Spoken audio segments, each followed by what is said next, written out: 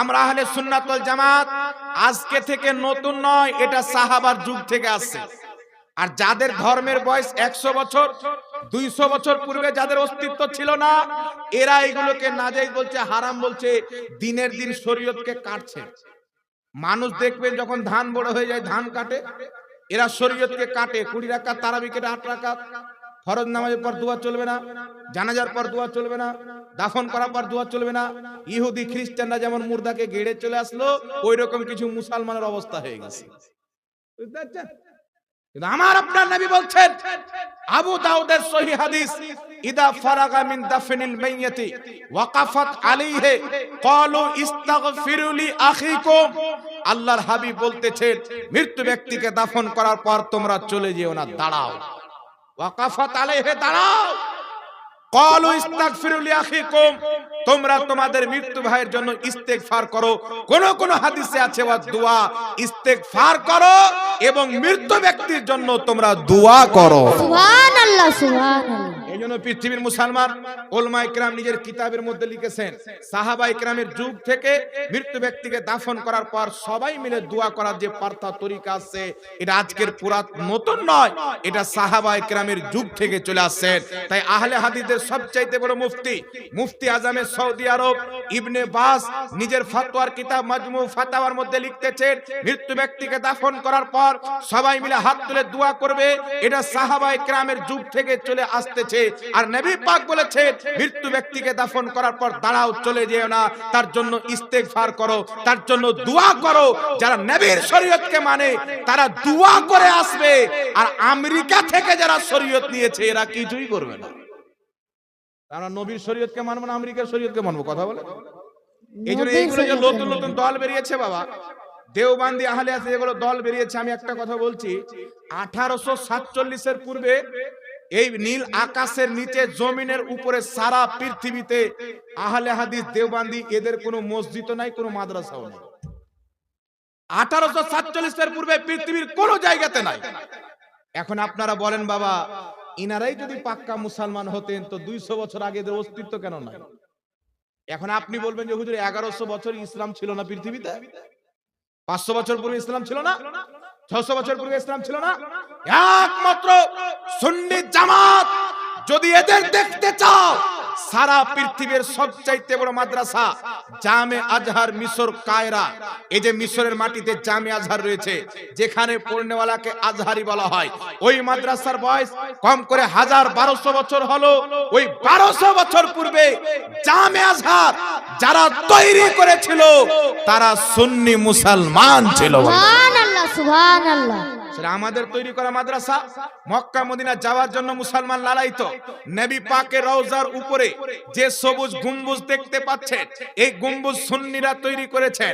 এই পৃথিবীর মুসলমান খাজা মঈনুদ্দিন চিশতি সুন্নি জামাতের লোক ছিলেন, বড় পীর আব্দুল কাদের জিলানী সুন্নি জামাতের লোক ছিলেন, ইমামে আজম আবু হানিফা সুন্নি জামাতের লোক ছিলেন, নিজামউদ্দিন আউলিয়া সুন্নি জামাতের লোক, আমিরে খুসরো সুন্নি জামাতের লোক, কুতবুদ্দিন বখতিয়ার কাকি সুন্নি জামাতের লোক, সিরাজউদ্দিন আউলিয়া সুন্নি জামাতের লোক, আলাউল হক পান্ডবী সুন্নি জামাতের লোক।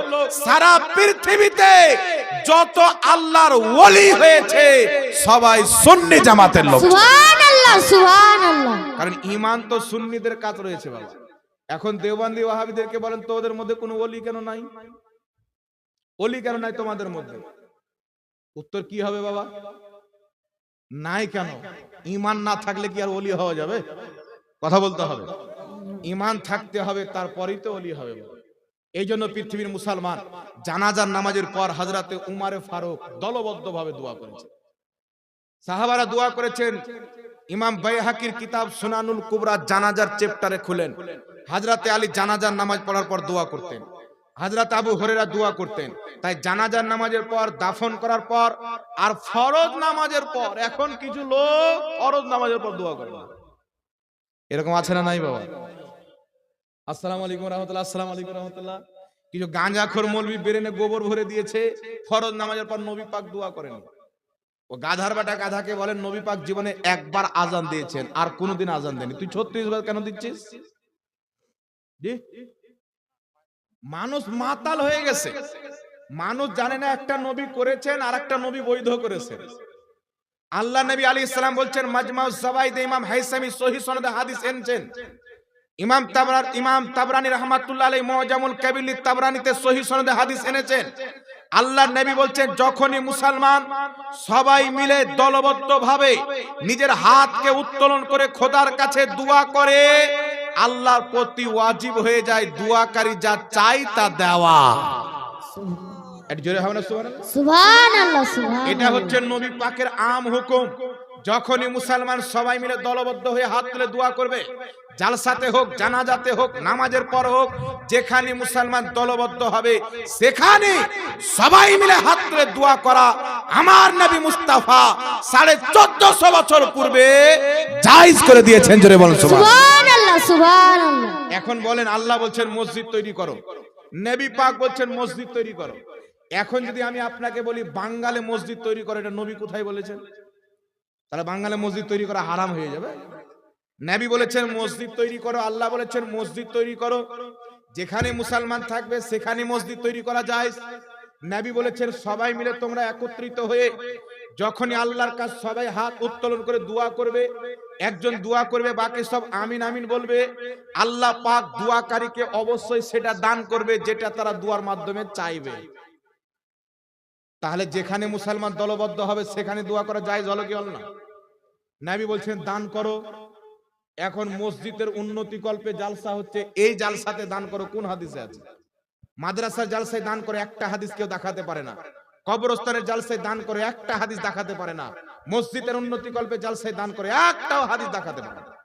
নবী পাক বলেছেন তোমরা আল্লাহ রাস্তাতে দান করো। মসজিদের উন্নতি কল্পে জালসায় দান করা আল্লাহ রাস্তাতেই দান করা, মাদ্রাসায় দান করা আল্লাহ রাস্তাতেই দান করা। নবীর যুগে তো মাদ্রাসাই ছিল না। তাহলে কেউ যদি বলে নবী করেছেন, তো নবী তো মাদ্রাসার উন্নতি কল্পে কোনোদিন দান নেয়নি, এই মুল্লারা কেন দান নেই বাবা? এই জন্য খবরদার মুসলমান, সোনা জঙ্গল রাত আঁধেরি ছাই বদলি কালি है, सोने वालों जागते रहियो, चोरों की रखवाली है। ইমানের চোর চতুর্দিকে ঘুরে বেড়াচ্ছে, নিজের ইমানকে বাঁচিয়ে আহলে সুন্নাতুল জামাত হয়ে বেঁচে থাকেন, সুন্নি হয়ে কবরে যান, নবীরও সুপারিশ পাওয়া যাবে, আল্লাহর ওলিরও সুপারিশ পাওয়া যাবে। সুবহানাল্লাহ সুবহানাল্লাহ। এবার একটা কথা বলতেছিলাম বিরাদ ইসলাম, আমার আপনার নবী 40 বছর বয়সে নবুয়তের এলান করলেন। আবু বকর সিদ্দিক রাদিয়াল্লাহু তাআলা আনহু নবী মুস্তাফার কালেমা পাঠ করলেন। এখন একটা কথা বলি বাবা, আমাদের নবী কত বছর বয়সে নবী হয়েছেন? না, নবী পাক সাল্লাল্লাহু আলাইহি সাল্লাম 40 বছর বয়সের পর নবুয়ত পেয়েছেন। পৃথিবীর কোন কিতাবে জাল হাদিসও নাই, সহিহ হাদিস তো দূরে থাক, জাল হাদিসও নাই।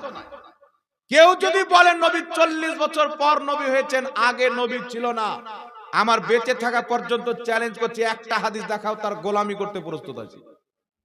কিয়ামত পর্যন্ত দেখাতে পারবে না। এটা ইংরেজদের দেওয়া আকীদা, কাদিয়ানীদের দেওয়া আকীদা। আমার আপনার নবী কোন আকীদা দিয়েছেন?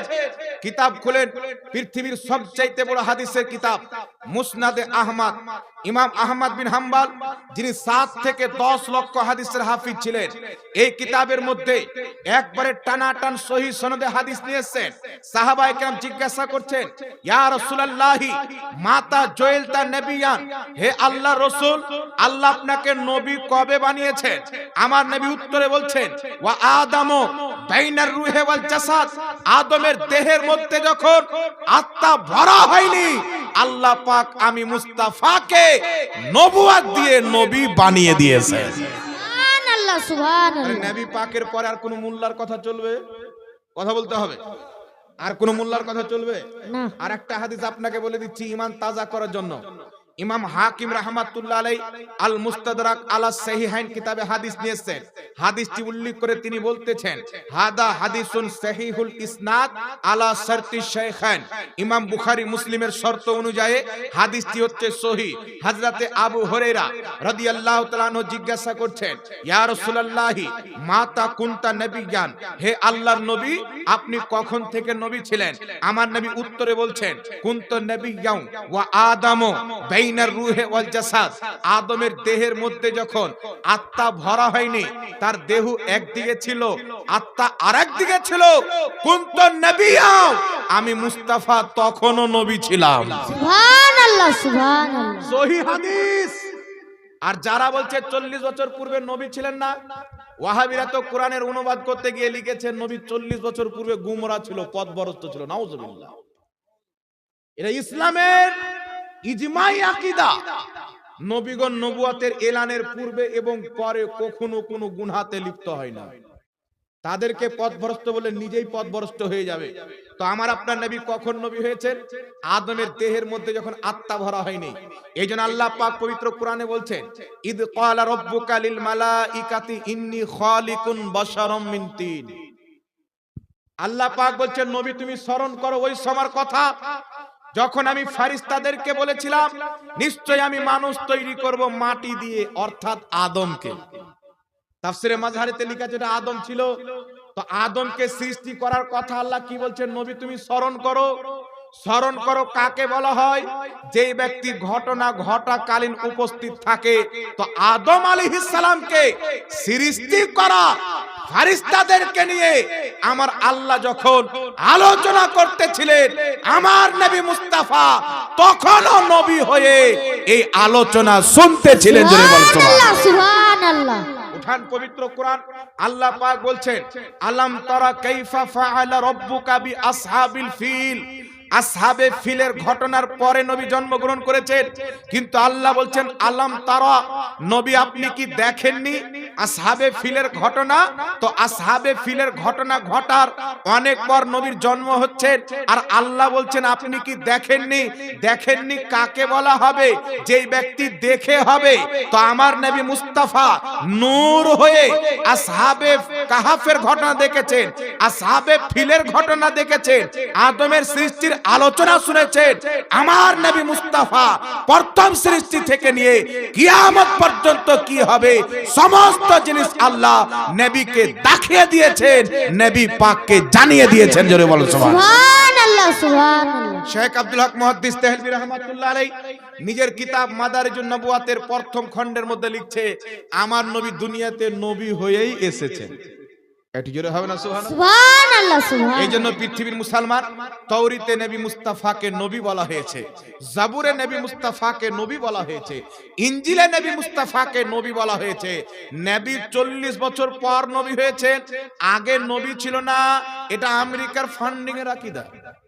আমেরিকা যদি বেশি করে ফান্ডিং দেয়, দুদিন পর দেখবেন ওয়াহাবিরা বলবে তারাবির নামাজ পড়লেও হবে, না পড়লেও হবে। দেখবেন উঠিয়ে দিবে, হ্যাঁ চালু হয়ে গেছে। আরো কি কি উঠিয়ে দিবে বাবা। ইহুদি খ্রিস্টানদের দালাল এমনি বলা হয় না। আহলে হাদিস নামটাই তো ইংরেজরা দিয়েছে। তাদের 4টি কিতাব আছে, আমার কাছে কিতাব তো 300 চাইতে বেশি আছে লামাযহাবিদের। তাদের 4টি কিতাবের মধ্যে লেখা আছে আহলে হাদিস নামটা ভিক্টোরিয়া রানী দিয়েছিল, ইংরেজি হুকুমত দিয়েছিল। এই নাম পূর্বের নাম নয়। এই জন্য নিজেকে আহলে হাদিস বলে পরিচয় দেওয়া হারাম রয়েছে। এটা ইংরেজদের দেওয়া নাম। আহলে সুন্নাত ওয়াল জামাত বলে পরিচয় দিতে হবে। এটা নবী এবং সাহাবার দেওয়া নাম। সুবহানাল্লাহ সুবহানাল্লাহ। একটি কথা বলি আপনাকে বিরাদর ইসলাম, আমাদের নবী সাল্লাল্লাহু আলাইহি সাল্লাম কে জান্নাতে যাবে কে জাহান্নামে যাবে জানে কি জান না বাবা? জানে কি জান না? জানে। এখন কিছু নবীর কলমা পড়নেওয়ালা আছেন, ইনাদেরকে তো যদি জিজ্ঞাসা করেন ইনারা বলবে কে জান্নাতে যাবে কে জাহান্নামে যাবে আল্লাহ ছাড়া কেউ জানে না। এরা শুধু একটাই পড়েছে আল্লাহ ছাড়া কেউ জানে না, কিন্তু আল্লাহ যে নবীকে জানিয়েছেন এইটুকুতে হাত দেয়নি।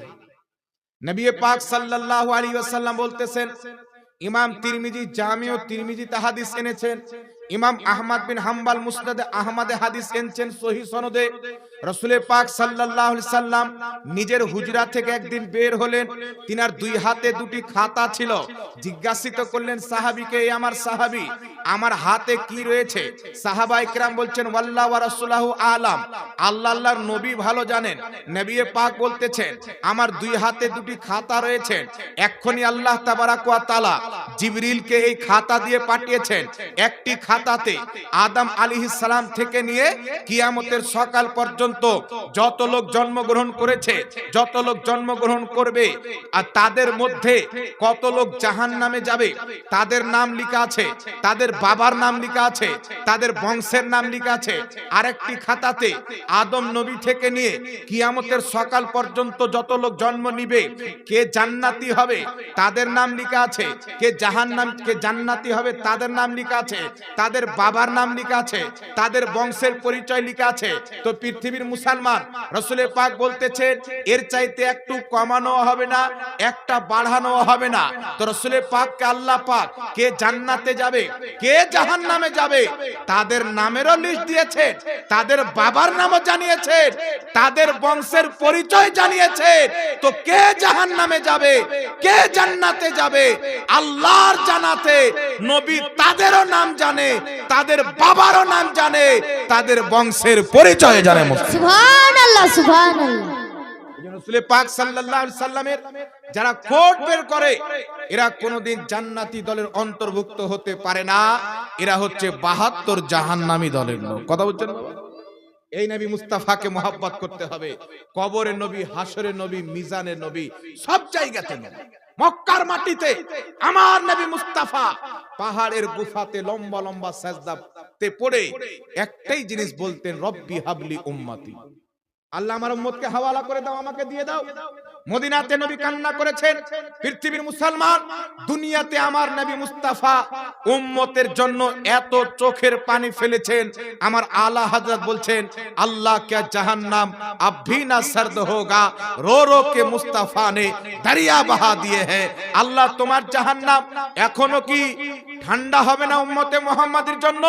তোমার নবী এত কান্না করেছেন, চোখের পানিতে কান্না করে করে দরিয়া বের করে দিয়েছেন। জোরে বলেন সুবহানাল্লাহ সুবহানাল্লাহ। ইমাম হাইসামি রাহমাতুল্লাহ আলাইহি মাজমাউজ জাওয়াইদ কিতাবে সহিহ সনদে হাদিস এনেছেন। তিনি নিজেই হাদিসটি উল্লেখ করে নিচে সহিহ লিখে দিয়েছেন। আল্লাহ নবী বলছেন ইন্নী হায়াতি খায়রুল লাকুম ওয়া ওয়াফাতি খায়রুল লাকুম। আমার নবী মুস্তাফা বলতেছেন আমার বেঁচে থাকা তোমাদের জন্য উত্তম, আমার ইন্তিকাল করাও তোমাদের জন্য উত্তম। কারণ আমি আমার কবরে জিন্দা থাকব, তোমাদের আমলগুলি আল্লাহ আমাকে দেখাবেন। যদি তোমাদের নেকি দেখতে পাই আমি আল্লাহর শুকরিয়া আদায় করব, যদি তোমাদের গুনাহ দেখতে পাই তোমাদের পক্ষে হয়ে আমি আল্লাহর কাছে ক্ষমা চাইব। সুবহানাল্লাহ সুবহানাল্লাহ। এইজন্য কবি বলেন আজন নবী কান্দে উম্মতের জন্য কবরে। বলে কি বলেন? বলে। এটা হাদিস দ্বারা প্রমাণিত আছেন বাবা। আমরা গুনাহ করছি, নবী দেখতে পাচ্ছে কি পাচ্ছে না? পাচ্ছে। কিছু লোক বলছেন নবী মরে গেছেন তো কি করে দেখবে? বলে কি বল না বাবা? কিন্তু মনে রাখবেন নবীগণ নিজের কবরে সহশরীরে তেমনই জিন্দা আছেন যেমন দুনিয়াতে জিন্দা ছিলেন। ইমাম কাজী আয়াজ রাহমাতুল্লাহ আলাইহি আশ-শিফা কিতাবের মধ্যে লিখছেন নবীগণের ইন্তিকালের পর তাদের স্ত্রীগণ অন্য কোথাও বিয়ে করতে পারবেন না, তাদের স্ত্রীকে বিয়ে করা হারাম। নবী পাকের তারকা, নবী পাকের মাল সম্পদ বন্টন হবে না। আমি মরে যাব, আমার সম্পদ আমার বেটা বেটিতে ভাগ হয়ে যাবে, নবীর সম্পদ বন্টন কেন হবে না? ইমাম কাজী আয়াজ বলছেন নবীগণকে মত আছে কিছু সময়ের জন্য, কিছু সময়। ইমাম কাজী আয়াজ আমার মতন মৌলবী লয়, 3 লক্ষ 4 লক্ষ হাদিসের হাফেজ। তিনি লিখতেছেন 1000 বছর পূর্বে ওই কবরে নবীর আত্মা যখন বের করা হয় কিছুক্ষণের জন্য তাদেরকে মত আসে, আবার তাদের আত্মা কিয়ামত পর্যন্তকার জন্য ফিরিয়ে দেওয়া হয়। তারা নিজের কবরে জিন্দা থাকে আর নিজের কবর থেকে যেখানে খুশি সেখানে যেতেও পারে। সুবহানাল্লাহ সুবহানাল্লাহ। এই জন্য নবীর তারকা বন্টন হবে না, নবীর স্ত্রীকে কেউ বিয়ে করতে পারবে না। কোন ব্যক্তি যদি বলে নবী কবরে মরা মানুষ পড়ে আছে, একে জানোয়ার তো বলা যাবে, একে মানুষ বলাও যায় না। এ কুকুর চাইতেও খারাপ, একে চিনে রাখবেন। আমার আপনার নবী বলছেন মুসনাদে বাজ্জার রেকর্ডিং করেন, একটা হাদিস কোন মায়ের লাল যদি জাল প্রমাণ করতে পারে আমি 5 লক্ষ টাকা তাকে পুরস্কার দিয়ে যাব। নবী পাক বলছেন মুসনাদে বাজ্জার কিতাবে হাদিস, আল্লাহর হাবিব বলতেছেন আল আম্বিয়াউ আহইয়াউন ফি কুবুরিহিম ইউসাল্লুন। আল্লাহর প্রত্যেক নবী নিজের কবরে জিন্দা, তারা নামাজ আদায় করে। সহিহ মুসলিমের মধ্যে সহিহ হাদিস, রাসূল পাক বলছেন মারারতু আলা মুসা ওয়া হুয়া ইউসাল্লি ফি কবরিহি, আমি মুসা নবীকে মেরাজের রাত্রিতে দেখলাম, তিনি নিজের কবরে নামাজ পড়ছেন, কায়েমুন ইউসাল্লি, দাঁড়িয়ে দাঁড়িয়ে নামাজ পড়ছেন। সুবহানাল্লাহ সুবহানাল্লাহ। মুসা নবী তিনার ইন্তিকালের 1000 বছর পর আমার নবী তিনার কবরে দেখছেন, তিনি দাঁড়িয়ে দাঁড়িয়ে নামাজ পড়ছেন। রাসূল পাক বলতেছেন, মিশকাতুল মাসাবি 121 বা 22 পৃষ্ঠার হাদিস, রাসূল পাক বলতেছেন ইন্নাল্লাহা হারামা আলাল আরদি আনতাকুলা আজসাদাল আম্বিয়া ফা নবিয়ুল্লাহি হাইয়ুন ইরযাকু। রাসূল পাক বলছেন ইন্নাল্লাহা, নিশ্চয়ই আল্লাহ, হারামা, হারাম করে দিয়েছেন, আলাল আরদ, জমিনের উপরে, আনতাকুলা আজসাদাল আম্বিয়া, জমিন কোন নবীর শরীরকে খেতে পারে না, ফা নবিয়ুল্লাহি হাইয়ুন, আল্লাহর সমস্ত নবী জিন্দা, ইরযাকু, আল্লাহর পক্ষ থেকে রিজিক দেওয়া হয়। এই পৃথিবীর মুসলমান, ওই সহিহ মুসলিমের মধ্যে হাদিস রয়েছে, রাসূল পাক বলতেছেন আমি এক্ষুনি মুসা নবীকে দেখলাম কাবা ঘরের পাশে, তিনি তালবিয়া পাঠ করতেছিলেন। তালবিয়া কাকে বলা হয়? লাব্বাইক লাব্বাইক আল্লাহুম্মা লাব্বাইক লা শারীকা লাকা লাব্বাইক। হাজীগণ হজ করতে গিয়ে এই দোয়াটা পাঠ করে, এটাকে তালবিয়া বলা হয়। আমার নবী মুস্তাফা সাহাবীকে বলছেন, এই আমার সাহাবী, এক্ষুনি মুসা নবীকে দেখলাম, তিনি তালবিয়া পাঠ করতেছিলেন। ইউনুস নবীকে দেখলাম, তিনি লাল রঙের উটে সাওয়ার হয়ে গেলেন। এই হাদিস অন্য কিতাবে নয়, সহিহ মুসলিমের মধ্যে রয়েছে। সহিহ মুসলিমে হাদিস চলে আসা সহিহ হওয়ার দলিল। এই হাদিসের ব্যাখ্যা করতে গিয়ে ইমাম নববী রাহমাতুল্লাহ আলাইহি শারহে মুসলিমের মধ্যে লিখতেছেন, এই হাদিস দ্বারা প্রমাণ হয়ে গেল আল্লাহর নবীগণ হজের মাসে নিজের কবর থেকে এসে কাবার তাওয়াফ করে, ইন্তিকালের পরেও তারা হজ করে। জোরে বলুন সুবহানাল্লাহ সুবহানাল্লাহ। তো নবীগণ ইন্তিকালের পরে হজ করে, নবীগণ ইন্তিকালের পরে নামাজ আদায় করে। পৃথিবীর মুসলমান ইমাম জালালউদ্দিন সিউতি আল হাবিলিল ফাতাওয়া 2য় খণ্ডের মধ্যে লিখতেছেন, নবীগণ নিজের কবরে সহশরীরে জিন্দা আছেন, সারা পৃথিবীতে তাসাররুফ করতে পারেন, সহশরীরে আসমান জমিনে যেখানে খুশি সেখানে কবর থেকে যেতে পারে। ইমাম আলুসি রাহমাতুল্লাহ আলাইহি পবিত্র কোরআন পাকের প্রখ্যাত তাফসীরের কিতাব তাফসীরে আলুসির মধ্যে লিখতেছেন, কি লিখতেছেন? নবী নিজের কবরে জিন্দা আছেন সহশরীরে, আসমান জমিনে কুল কায়নাতে যেখানে খুশি নবী মুস্তাফা সেখানে যেতে পারে, আল্লাহ শক্তি দিয়ে রেখেছেন। এই সেম কথা শেখ আব্দুল হক মুহাদ্দিস দেহলভী নিজের কিতাব আখবারুল আখিরার মধ্যে লিখেছেন, দয়ার নবী মুস্তাফা নিজের উম্মতের আমলের প্রতি হাজিরও আছেন এবং নাজিরও আছেন। জোরে বলুন সুবহানাল্লাহ সুবহানাল্লাহ। ইমাম জালালউদ্দিন সিউতি লিখছেন যে আমি নিজেই নবী মুস্তাফাকে জাগ্রত অবস্থায় 75 বার দেখেছি। কিন্তু আহলে হাদিসদের ইমাম, দেওবন্দীদের ইমাম ইসমাইল দেহলভী তাকবিয়াতুল ঈমানের 50 পৃষ্ঠার মধ্যে লিখছে, নবী মরে মাটির সাথে মিশে গেছে। জোরে হবে না নাউজুবিল্লাহ? নাউজুবিল্লাহ। বলছে কি, নবী মরে মাটির সাথে মিশে গেছে। আস্তাগফিরুল্লাহ রাব্বি মিন কুল্লি যামবি। এই জন্য পৃথিবীর মুসলমান, আমার আপনার নবী যেমন দুনিয়াতে জিন্দা ছিলেন, নিজের কবরও জিন্দা আছেন। তিনাদেরকে মত আসেন কিছু সময়ের জন্য।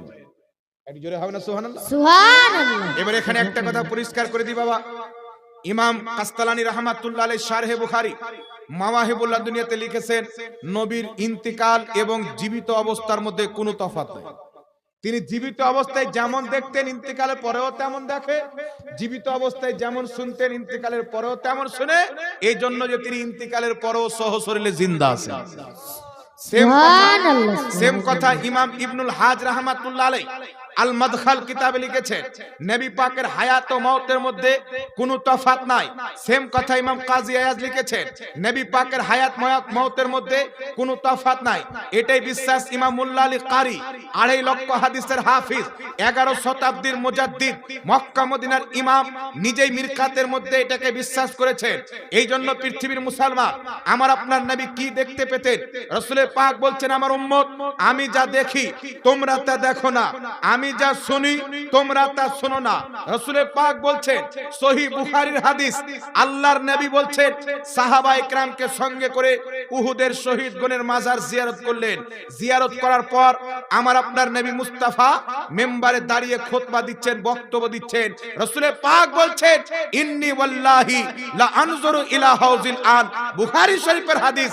নবী পাক বলছেন, নিশ্চয়ই আল্লাহর কসম, আমি নবী মুস্তাফা এই জমিনে দাঁড়িয়ে সাত আসমানের উপরে জান্নাতে হাউজে কাউসার, আমি মুস্তাফা জমিনে দাঁড়িয়ে সাত আসমানের উপরের জান্নাতের হাউজে কাউসারকে দেখতে পাচ্ছি। সুবহানাল্লাহ, সুবহানাল্লাহ। আর আল্লাহু আকবার, আল্লাহু আকবার। ইয়া রাসূলুল্লাহ, ইয়া রাসূলুল্লাহ, ইয়া আলী, ইয়া আলী। नहीं छोड़ेंगे, नहीं छोड़ेंगे, नहीं छोड़ेंगे। जिंदाबाद, जिंदाबाद। নবী পাক সাল্লাল্লাহু আলাইহি সাল্লাম বলছেন, বুখারীর হাদিস, আমি জমিনে দাঁড়িয়ে সাত আসমানের উপরে জান্নাতের হাউজে কাউসারকে দেখতে পাচ্ছি। সহিহ মুসলিমে হাদিস, রাসূল পাক বলছেন, ফারাইতু মাশারিকাহা মাগারিবাহা, আমি পূর্ব পশ্চিম পর্যন্ত দেখতে পাচ্ছি। ইমাম হাইসামি মাজমু যাওয়াইদে হাদিস নিয়েছেন, রাসূল পাক বলছেন, ইন্নাল্লাহা যাওয়ালিয়াদ দুনিয়া কুল্লাহা, কুল কায়নাতকে আল্লাহ পাক আমার সামনে উজ্জ্বল করে দিয়েছেন, গচ্ছিত করে দিয়েছেন। কিয়ামত পর্যন্ত এই পৃথিবীতে যা হবে আমি মুস্তাফা এমন ভাবে দেখি যেমন হাতের থাবা দেখতে পাওয়া যায়। একটু জোরে বলতে হবে সুবহানাল্লাহ, এই জন্য সুবহানাল্লাহ। পৃথিবীর মুসলমান, এখানে একটা কথা আপনাকে বলে দিই, নবী পাক ইন্তিকালের পরও তেমনই দেখবেন যেমন তিনি দুনিয়াতে দেখতেন। এখন একটা কথা বলেন, যেই নবী পাক সাত আসমানকে ছিদ্র করে প্রথম আসমান থেকে দ্বিতীয় আসমান কত রাস্তা, জমিন থেকে প্রথম আকাশ 500 বছরের রাস্তা, প্রথম আকাশের সাইড পার করবেন 500 বছরের রাস্তা, সেখান থেকে দ্বিতীয় আকাশ 500 বছরের রাস্তা, এই সাত আসমানকে পার করে জান্নাতের হাউজে কাউসার, যেই নবীর চক্ষু মুবারক জমিন থেকে সাত আসমানকে ছিদ্র করে জান্নাতের হাউজে কাউসার দেখতে পারে, সেই নবী মুস্তাফা গুম্বাদে খাজরার তলায় 2 মণ মাটির তলা থেকে নিজের উম্মতকে দেখার ক্ষমতা রাখে। আমার আল্লাহ ক্ষমতা দান করেছে। সুবহানাল্লাহ, সুবহানাল্লাহ। আল্লাহ আল্লাহু আকবার, ইয়া রাসূলুল্লাহ। জিন্দাবাদ, পৃথিবীর মুসলমান, নবী পাক জিন্দাবাদ। সাল্লাল্লাহু আলাইহি সাল্লামের মর্যাদাকে বুঝুন, সম্মানকে বুঝুন। এই ভারতবর্ষের মাটিতে যখন তারা দেখলো ইংরেজরা এখানে তো হুকুমত টিকানো মুশকিল যদি মুসলমানকে না ভাগ করে, আজ থেকে 1450 বছর পূর্ব থেকে নবী পাকের যুগ থেকে জঙ্গে খান্দাকে, জঙ্গে উহুদে, আপনার জঙ্গে খান্দাকে, জঙ্গে বাদারে, কারবালার প্রান্তরে হাজারো যুদ্ধের ময়দান সংগঠিত করে ইহুদি খ্রিস্টানরা দেখেছে তলোয়ারের সঙ্গে যুদ্ধ করে গোলা বারুদ নিয়ে মুসলমানকে পরাজয় করা যাবে না, যুদ্ধ করে পরাজয় করা যাবে না, জঙ্গের ময়দানে পরাজয় করা যাবে না, এই মুসলমানকে ক্ষিধার্ত অবস্থায় রেখে পরাজয় করা যাবে না। পানি বন্ধ করে কারবালার মাটিতে ইয়াজিদ দেখেছে হুসাইনকে হারাতে পারেনি, হুসাইনীদেরকে পিপাসিত রেখে হারাতে পারা যাবে না, ক্ষিধার্ত অবস্থায় রেখে পরাজয় করা যাবে না। মুসলমানকে কি করে হারানো যেতে পারে? সারা পৃথিবীর ইহুদি খ্রিস্টানরা একমত হয়ে বলেছেন তাদের অন্তর থেকে মুহাম্মাদে আরবীর মোহাব্বতকে বের করে নাও, তারা জিন্দা অবস্থায় মরে যাবে। সুবহানাল্লাহ, সুবহানাল্লাহ। তাদের অন্তর থেকে শুধু নবীর মোহাব্বতকে বের করে নাও, আদবকে বের করে নাও। নবীর আদব যদি না থাকে বাবা, কোঠির ভিতরে ধান না থাকলে যেমন কোঠি খোকলা হয়, মানুষ মুসলমানের মধ্যে রাসূলের আদব যদি না থাকে ওই মুসলমানের কোনো দাম থাকে না, কোনো দাম থাকে না।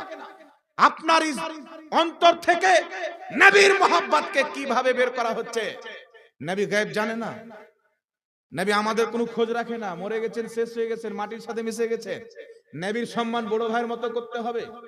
নবী পাক আল্লাহর শানের সামনে চামার চাইতেও নোংরা, এ সব আহলে হাদিসদের কিতাবে লেখা আছে, একটাও মিথ্যা নয়। আমার গাড়িতে কিতাব রাখা আছে, কেউ চাইলে আসুক, আমি দেখাতে প্রস্তুত আছি। কিসের দ্বন্দ্ব আমাদের? আহলে হাদিসরা লিখেছে আল্লাহ মিথ্যা বলতে পারে, তাই আমাদের দ্বন্দ্ব হয়েছে। তারা লিখেছে নবী মরে মাটির সাথে মিশে গেছে, তাই আমাদের দ্বন্দ্ব হয়েছে। তারা লিখেছে নবীর সম্মান বড় ভাইয়ের মতো করতে হবে, তাই আমাদের দ্বন্দ্ব হয়েছে। তারা লিখেছে নবীকে চামার চাইতে নোংরা, তাই দ্বন্দ্ব হয়েছে। তারা লিখেছে নামাজে গরু ছাগলের শরণ আসলে নামাজ হবে, রাসূলুল্লাহর শরণ আসলে নামাজ হবে না, তারা লিখেছে, তাই আমাদের দ্বন্দ্ব হয়েছে। আর পৃথিবীর মুসলমান নবী পাকের কেউ যদি বেয়াদব করে, শুধু এটা নয়, বর্তমান জামানাতে আহলে হাদিসদের বড় মৌলবি আছে বাংলাদেশে, আব্দুর রাজ্জাক নাম। এই লোকটা বক্তব্য দিচ্ছে নবীর মুখে গন্ধ ছিল। এই লোকটা বক্তব্য দিচ্ছে নবী কিয়ামতে ফাল ফাল করে তাকিয়ে থাকবে, আমার নেকির পাল্লা ভারী হচ্ছে না গুনহার পাল্লা ভারী হচ্ছে। এই লোকটা বক্তব্য দিচ্ছে নবী নিজের স্ত্রী আয়েশাকে কিয়ামতে চিনতে পারবে না, তো আমাদেরকে কি চিনবে? কিন্তু আমার নবী কি বলছেন? কিয়ামতের মাঠে প্রত্যেক নবী উম্মতকে তাড়িয়ে দিবেন, ফিরিয়ে দিবেন।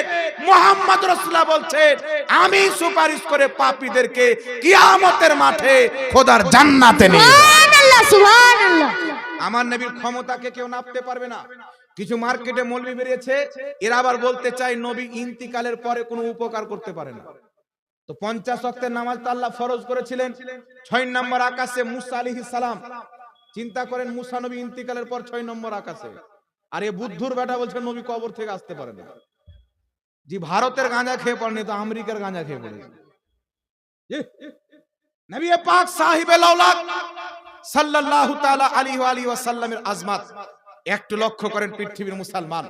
ওই কিয়ামতের মাঠে কিছু মৌলবী সাহেব বলে যে আল্লাহর নবী আমাদের কোনো উপকার করতে পারে না।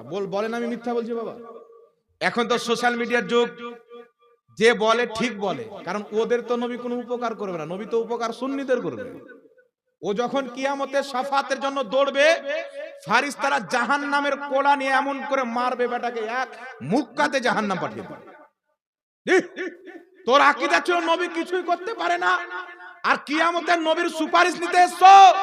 आला हजरत बोलছেন आज लो उनकी पन्हा आज मदद मांग उनसे कल ना मानेंगे कियामत को अगर मान गया आज के मानो नबी দিতে পারে তবে কিয়ামতে তোমাকে জান্নাত দান করবে সুবহানাল্লাহ সুবহানাল্লাহ। আর আজকে অস্বীকার করে কিয়ামতে মানবে বেটা, কিয়ামতে তো ইহুদিও জেনে যাবে, খ্রিস্টানও জেনে যাবে, হিন্দুও জেনে যাবে, জৈনও জেনে যাবে, বুদ্ধিস্টও জেনে যাবে, সব ধর্মের লোক বিশ্বাস করবে মুহাম্মদ রাসূলুল্লাহ যা কিছু নিয়ে গিয়েছিল সব সত্য ছিল। তো কিয়ামতের মাঠে মানা ইহুদিদের চরিত্র, এই জমিনের উপরে মানা আবু বকর সিদ্দিকের চরিত্র। আরে জোরে হবে না সুবহানাল্লাহ। এখানে দুটো মাসলা আপনাদেরকে বয়ান করব বাবা। আমার আপনার নবী ইন্তিকালের পর উপকার করতে পারে কিনা? 50 ওয়াক্তের নামাজ নিয়ে নবী পাক আসছেন, মুসা নবী 6 নম্বর আকাশে, ইয়া রাসূলুল্লাহ আল্লাহ পাক কি দিয়েছেন? আমার নবী বলছেন 50 ওয়াক্তের নামাজ। মুসা নবী বলছেন হুজুর খবরদার আপনার উম্মত পারবে না, কমিয়ে নেন, যান যান যান, আপনার উম্মত কমজোর হবে, পড়তে পারবে না। আমি তো আপনার আগে গিয়েছি দুনিয়াতে, আমি জানি, অভিজ্ঞতা আছে।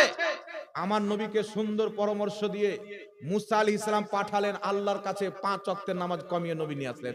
আবার মুসা নবী দাঁড়িয়ে আছেন, হুজুর কি হলো? বলেন 5 ওয়াক্তের কমানো হলো। নবী বলছেন আরো যান আরো যান।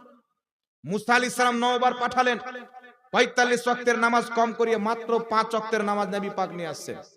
মুসা আলাইহিস সালাম বলছেন ইয়া রাসূলুল্লাহ এটাও আপনার উম্মত পারবে না, কমিয়ে নেন। নবী পাক বলছেন বারবার আল্লাহর দরবারে যেতে আমি লজ্জা পাচ্ছি। বারবার গিয়ে আল্লাহ পাককে গিয়ে, মানে বুজুর্গ ব্যক্তির দরবারে যদি আপনি বারবার যান, সাদাটা আমাদের সাধারণ বুজুর্গ আল্লাহ সরাসরি আল্লাহ পাকের হাবিব বলছেন বারবার খোদার দরবারে গিয়ে আরজি পেশ করাতে এটা আমি লজ্জা পাচ্ছি, আর যেমন আর এটাও যদি কমিয়ে নিত আমার উম্মত পড়বেটা কি? এ তো 5 ওয়াক্তের থাকলো, এটাও শেষ হয়ে গেলে আমার উম্মত জান্নাত কি করে যাবে, নেকি কি করে কামাবে?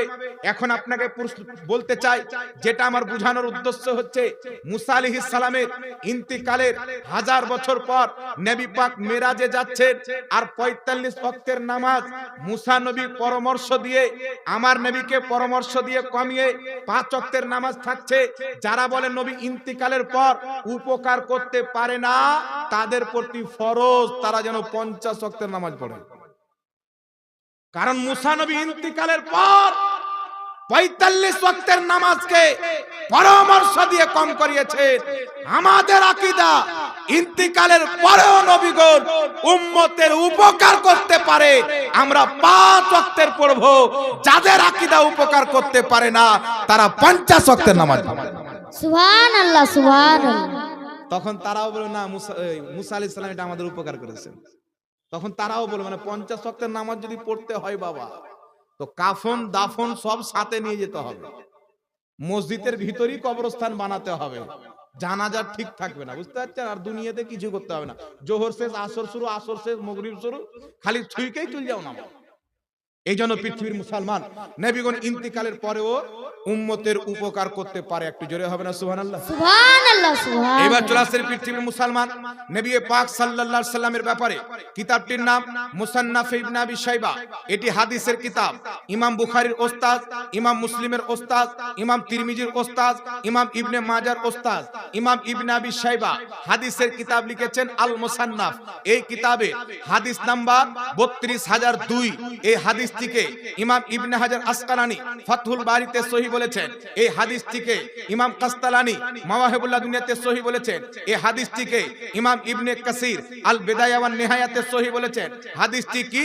হযরতে উমর ফারুকের যুগে বৃষ্টি বন্ধ হয়ে গেল, কোন মতে বৃষ্টি হচ্ছে না, ফসল নষ্ট হয়ে যায়, জীবজন্তু মারা যায় পিপাসার কারণে। একজন সাহাবী যিনার নাম হলো বেলাল বিন হারিস রাদিয়াল্লাহু তাআলা আনহু আমার নবীর কবর মুবারকে, রওজা মুবারকে গিয়ে বলছেন, আসসালাতু ওয়াসসালামু আলাইকা ইয়া রাসূলুল্লাহ, ইয়া রাসূলুল্লাহ ইস্তাসকি লি উম্মতি, ইয়া রাসূলুল্লাহ আপনার উম্মতের জন্য বৃষ্টির ব্যবস্থা করে দেন, আপনার উম্মত হালাক হয়ে যাচ্ছে, বরবাদ হয়ে যাচ্ছে, আপনি একটু বৃষ্টির ব্যবস্থা করে দেন, বৃষ্টির ব্যবস্থা করে দেন। এই আরজি পেশ করে হযরতে বেলাল বিছানাতে এসে ঘুমিয়েছেন। রাত্রে আমার আপনার নবী স্বপ্নে এসেছেন। মনে রাখবেন পৃথিবীর মুসলমান, সহিহ মুসলিমের হাদিস, রাসূল পাক বলছেন, মান রাআনি ফিল মানাম ফাকাদ রা আল হক, যেই ব্যক্তি স্বপ্নে আমাকে দেখলো সত্যি আমাকে দেখলো, শয়তান আমার রূপ নিয়ে আসতে পারে না। নবী পাক স্বপ্নে এসে হযরতে বেলালকে বলতেছেন, আমার উমরকে বলিও বৃষ্টি হবে। সকালবেলা হযরতে বেলাল হযরতে উমরকে গিয়ে বলছেন, আমি নবীর রওজাতে গিয়ে তিনার কাছে আরজি পেশ করেছিলাম, তিনার ওসিলা তলব করেছিলাম, তারপর উনি বলেছেন স্বপ্নে এসে বৃষ্টি হবে। যেমন এই কথা বলেছেন, সঙ্গে সঙ্গে বৃষ্টি আরম্ভ হয়েছে, পুরো এলাকা পানিতে ভিজে গেছেন। এই পৃথিবীর মুসলমান, এই হাদিসটিকে আমার জানা মতে 7 থেকে 8 জন ইমাম সহিহ বলেছেন। পৃথিবীর কোন ইমাম এই হাদিসকে জয়ীফ বলেনি। এখন আপনাকে বলতে চাই, সাহাবায়ে কেরাম নবী পাকের ইন্তিকালের পর নবীর রওজাতে গিয়ে এমন ভাবে কথা বলছেন যেমন নবীর জীবিত অবস্থায় কথা বলতেন।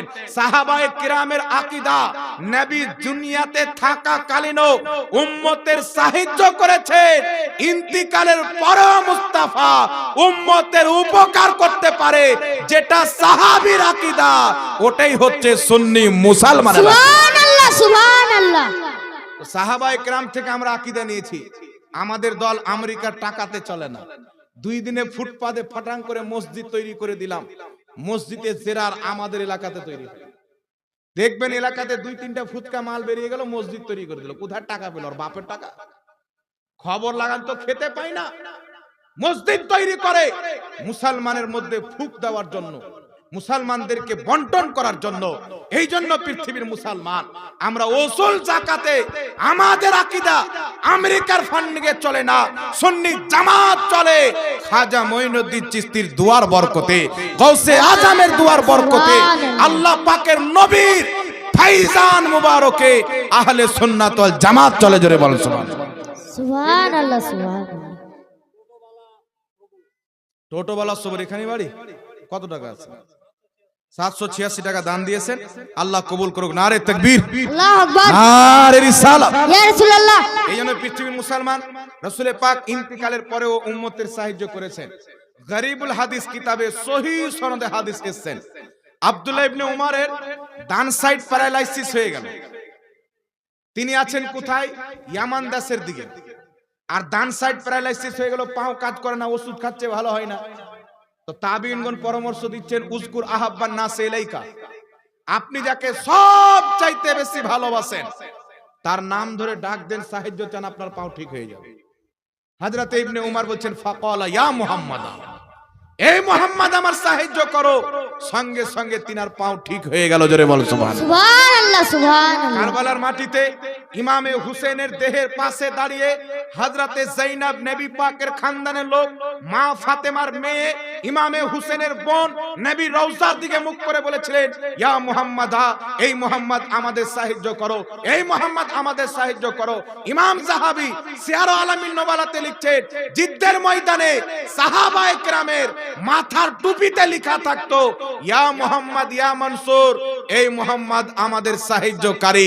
জোরে বলতে হবে সুবহানাল্লাহ। সুবহানাল্লাহ সুবহানাল্লাহ। এই জন্য পৃথিবীর মুসলমান সাহাবায়ে কেরাম ইন্তিকালের পরেও নবী পাকের রওজাতে যেতেন, আল্লাহর নবীর কাছে আরজি পেশ করতেন, আল্লাহ তাদের বেড়াকে পার করতেন। একটু জোরে হবে না সুবহানাল্লাহ? সুবহানাল্লাহ একটা সুবহানাল্লাহ। কথা বলি, আহলে হাদিসদের সবচাইতে বড় ইমাম সিদ্দিক হাসান খাঁ ভোপালী, মাসরে সিদ্দিকী তাদের কিতাবে লেখা আছে, সিদ্দিক হাসান ভোপালী আহলে হাদিসদের ইমাম বলতেছেন, ইয়া ইবনে কাইয়িম মাদাদে, ইয়া ইবনে তাইমিয়া মাদাদে। এই ইবনে তাইমিয়া আমার সাহায্য করো, এই ইবনে কাইয়িম আমার সাহায্য করো। তো ওদের ইমাম ওদের মৌলবীর কাছে সাহায্য চাইছে, এটা পাক্কা ইমাম। আর কেউ যদি বলে ইয়া গস আল মাদাদ, ইয়া রাসূল আল মাদাদ, এটা শিরক হয়ে যাবে। বুঝতে পারছেন? নবী পাককে স্মরণ করলে শিরক, ওদের মোল্লাকে ওদের ইমাম যদি ডাকে তো এটা ওদের নিকটে ঈমান। এই জন্য পৃথিবীর মুসলমান নবীর হায়াত এবং মওতের মধ্যে কোনো তফাৎ নাই। যেমন ভাবে সাহাবায়ে কেরাম নবীর জীবত্ব অবস্থায় রাসূল পাক সাল্লাল্লাহু আলাইহি ওয়াসাল্লামের ইজ্জত করেছেন, সম্মান করেছেন, কিয়ামত পর্যন্ত তেমন ভাবে নবীকে না দেখে সম্মান করা উম্মতের প্রতি ফরজ আছে। সুবহানাল্লাহ সুবহানাল্লাহ। এখানে একটা কথা বলবো বাবা, কিয়ামতের ময়দানে, জি কিয়ামতের ময়দানে আমার আপনার নবী সাল্লাল্লাহু আলাইহি সাল্লাম সুপারিশ করবে কি করবে না? এই সুপারিশের ব্যাপারে 4টা হাদিস শোনাবো, 4টাই সহিহ। 2টি বুখারী থেকে শোনাবো আর 2টি হাদিস এই 6টা সহিহ হাদিসের মধ্য থেকে শোনাবো। হাদিসটি শোনাবো না বক্তব্য শেষ করে দেবো? বলেন, শুনবেন? কিয়ামতের মাঠে নবীও সুপারিশ করবেন, আল্লাহর ওলিরাও সুপারিশ করবেন। এটাও বুখারী শরীফ থেকে প্রমাণ। নবীও সুপারিশ করবেন, ওলিও সুপারিশ করবেন, আলিমরাও সুপারিশ করবেন। এটা নবী পাকের বিশুদ্ধ হাদিস দ্বারা প্রমাণিত। এখন যারা ওয়াহাবি মতের আছে এরা বলছে নবী নিজে টেনশনে থাকবে তো আমাদেরকে কি বাঁচাবে। এরা নবীর সুপারিশকে বিশ্বাস করে না। মনে রাখবেন, যদি কোনো ব্যক্তি নবীর সুপারিশকে অস্বীকার করে সেই ব্যক্তি ইসলামের দৃষ্টিতে মুসলমান থাকে না। আল্লাহর নবী সুপারিশ করবেন এটা বিশ্বাস করার নাম হচ্ছে ঈমান। তো হাদিসটি শোনার পূর্বে আপনাদেরকে বলবো, মসজিদের উন্নতি কল্পে কোনো জোর জবরদস্তি, কোনো চাপ নাই, তবে সহযোগিতা করা ধর্মীয় কাজে এটা সাহাবায়ে কেরামের সুন্নাত, আমার নবী মুস্তাফারও আদেশ আছে। আল্লাহর হাবিব বলছেন, আস-সাদকাতু তারাদ্দুল বালা, যেই ব্যক্তি দান করে আল্লাহ পাক তার বালা মুসিবতকে দূর করে। কিয়ামতের মাঠে রাসূল পাক সাল্লাল্লাহু আলাইহি সাল্লাম সুপারিশ করবেন। এখানে একটা কথা মনে রাখবেন, কেউ কেউ নবীর সুপারিশকে অস্বীকার করেছে যারা বদ আকীদা জাহান্নামী ফিরকার লোক। তবে কোরআন এবং হাদিসের মোতাবিক যাদের আকীদা তাদেরকে আহলে সুন্নাত ওয়াল জামাত বলা হয়। কিতাবটির নাম হচ্ছে সুনানে ইবনে মাজাহ। এই কিতাবের মধ্যে বিশুদ্ধ সনদে ইমাম ইবনে মাজাহ হাদিস এনেছেন। রাসূল কায়নাত সাল্লাল্লাহু আলাইহি ওয়াসাল্লামের নিকটে জিবরিল আলাইহিস সালাম আসলেন। আসার পরে বলছেন, ইয়া রাসূলুল্লাহ, ইয়া হাবিবাল্লাহ, আল্লাহ তাবারাক ওয়া তাআলা আপনাকে 2টি অপশন দিয়েছেন। কি দিয়েছেন বাবা? 2টা জিনিস দিয়েছেন। আজকের ভাষায় অপশন বলে। প্রথম হচ্ছে আপনার উম্মত, কিয়ামত পর্যন্ত যত আপনার উম্মত হবে বিনা হিসাব কিতাবে আপনার উম্মতের অর্ধেক লোককে আল্লাহ তাবারাক ওয়া তাআলা জান্নাত দান করবে। জোরে বলেন সুবহানাল্লাহ। সুবহানাল্লাহ সুবহানাল্লাহ। প্রথম অপশন, বিনা হিসাব কিতাবে যদি রাসূলে পাকে কোটি কোটি উম্মত হবে, আরব খারব হবে, তার মধ্য থেকে অর্ধেক উম্মতকে বিনা হিসাব কিতাবে আমার আল্লাহ জান্নাত দান করবেন। নবী পাক আলাইহিস সালামকে জিবরিল বলছেন, হুজুর দ্বিতীয় নাম্বারটি হচ্ছে শাফাআত।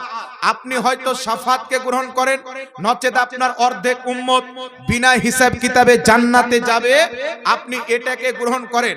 আল্লাহু আকবার কবিরা। আমার আপনার নবী সাল্লাল্লাহু তাআলা আলাইহি ওয়াসাল্লাম জিবরিল আলাইহিস সালামকে বলতেছেন, এ জিবরিল আমিন, আমি শাফাআতকে গ্রহণ করলাম।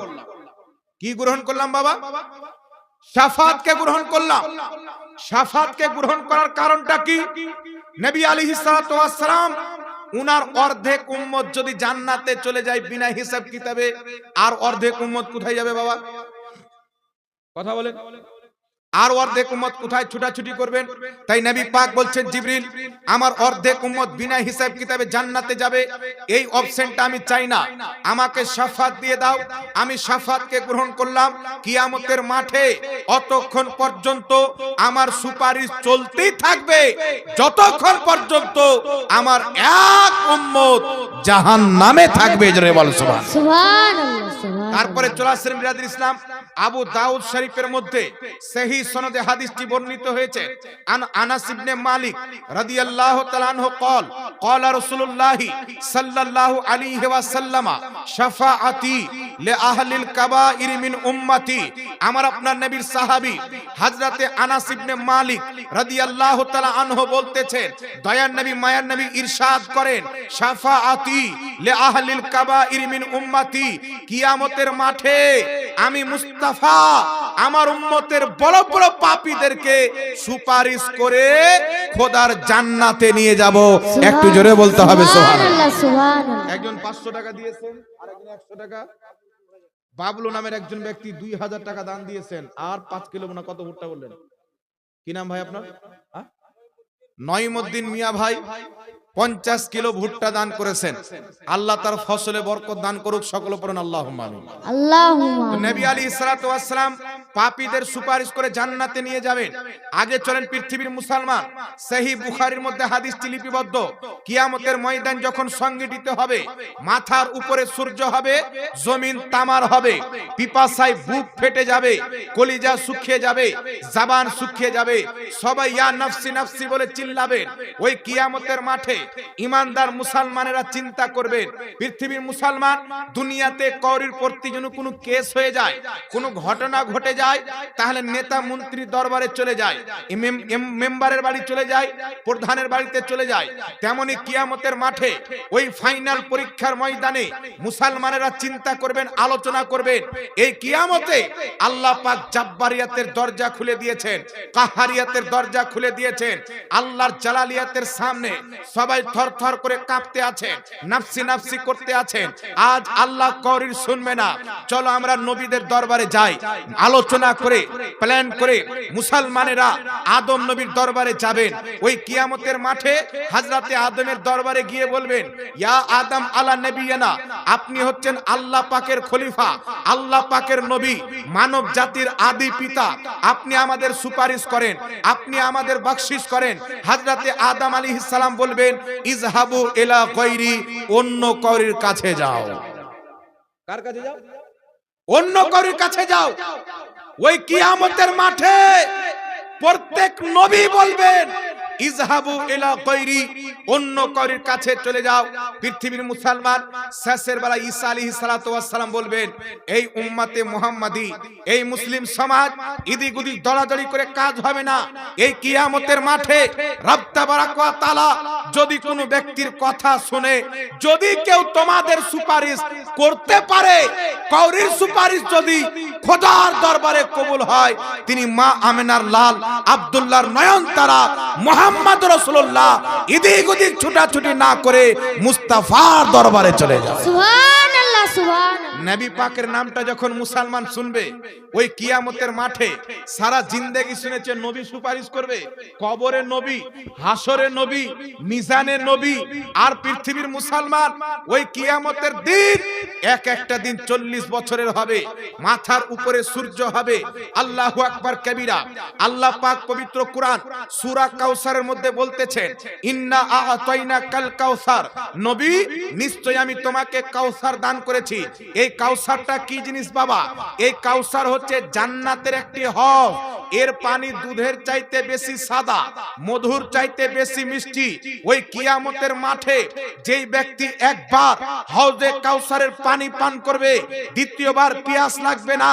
আমার নবী মুস্তাফা কিয়ামতের মাঠে নিজের উম্মতকে জান্নাতি পেয়ালাতে ভরে ভরে হাউজে কাউসারের পানি আমার নবী পান করাবে। সুবহানাল্লাহ সুবহান কিয়ামতের মাঠে পান করাবে।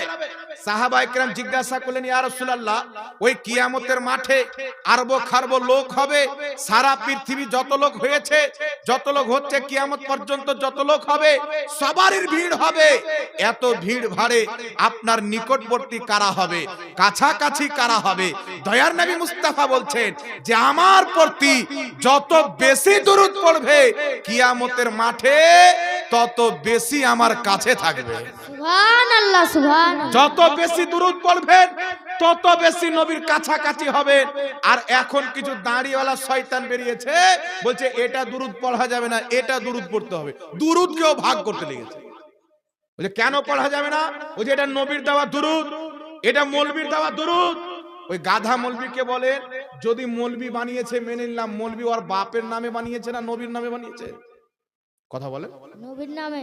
নবীর নামে বানিয়েছে তো নবী পাকের নামে বানিয়েছেন, তো পড়তে কি সমস্যা আছে? আহলে হাদিসদের হাজারো দুরূদ আমার কাছে আছে, পৃথিবীর কোনো কিতাবে নাই, তাদের মৌলবীর বানা আছে। যেই দিন সামনে বসবে এমন পোস্টমর্টম হবে, খোদার কসম বাংলার জমিনে মুখ দেখাতে পারবে না, এমন পোস্টমর্টম হবে ইনশাআল্লাহ। এই জন্য পৃথিবীর মুসলমান ওই কিয়ামতের মাঠে আমার আপনার নবী মুস্তাফার নিকটবর্তী কারা হবে? যে যত বেশি দুরূদ পড়বে তত নবী মুস্তাফার কাছে হবে।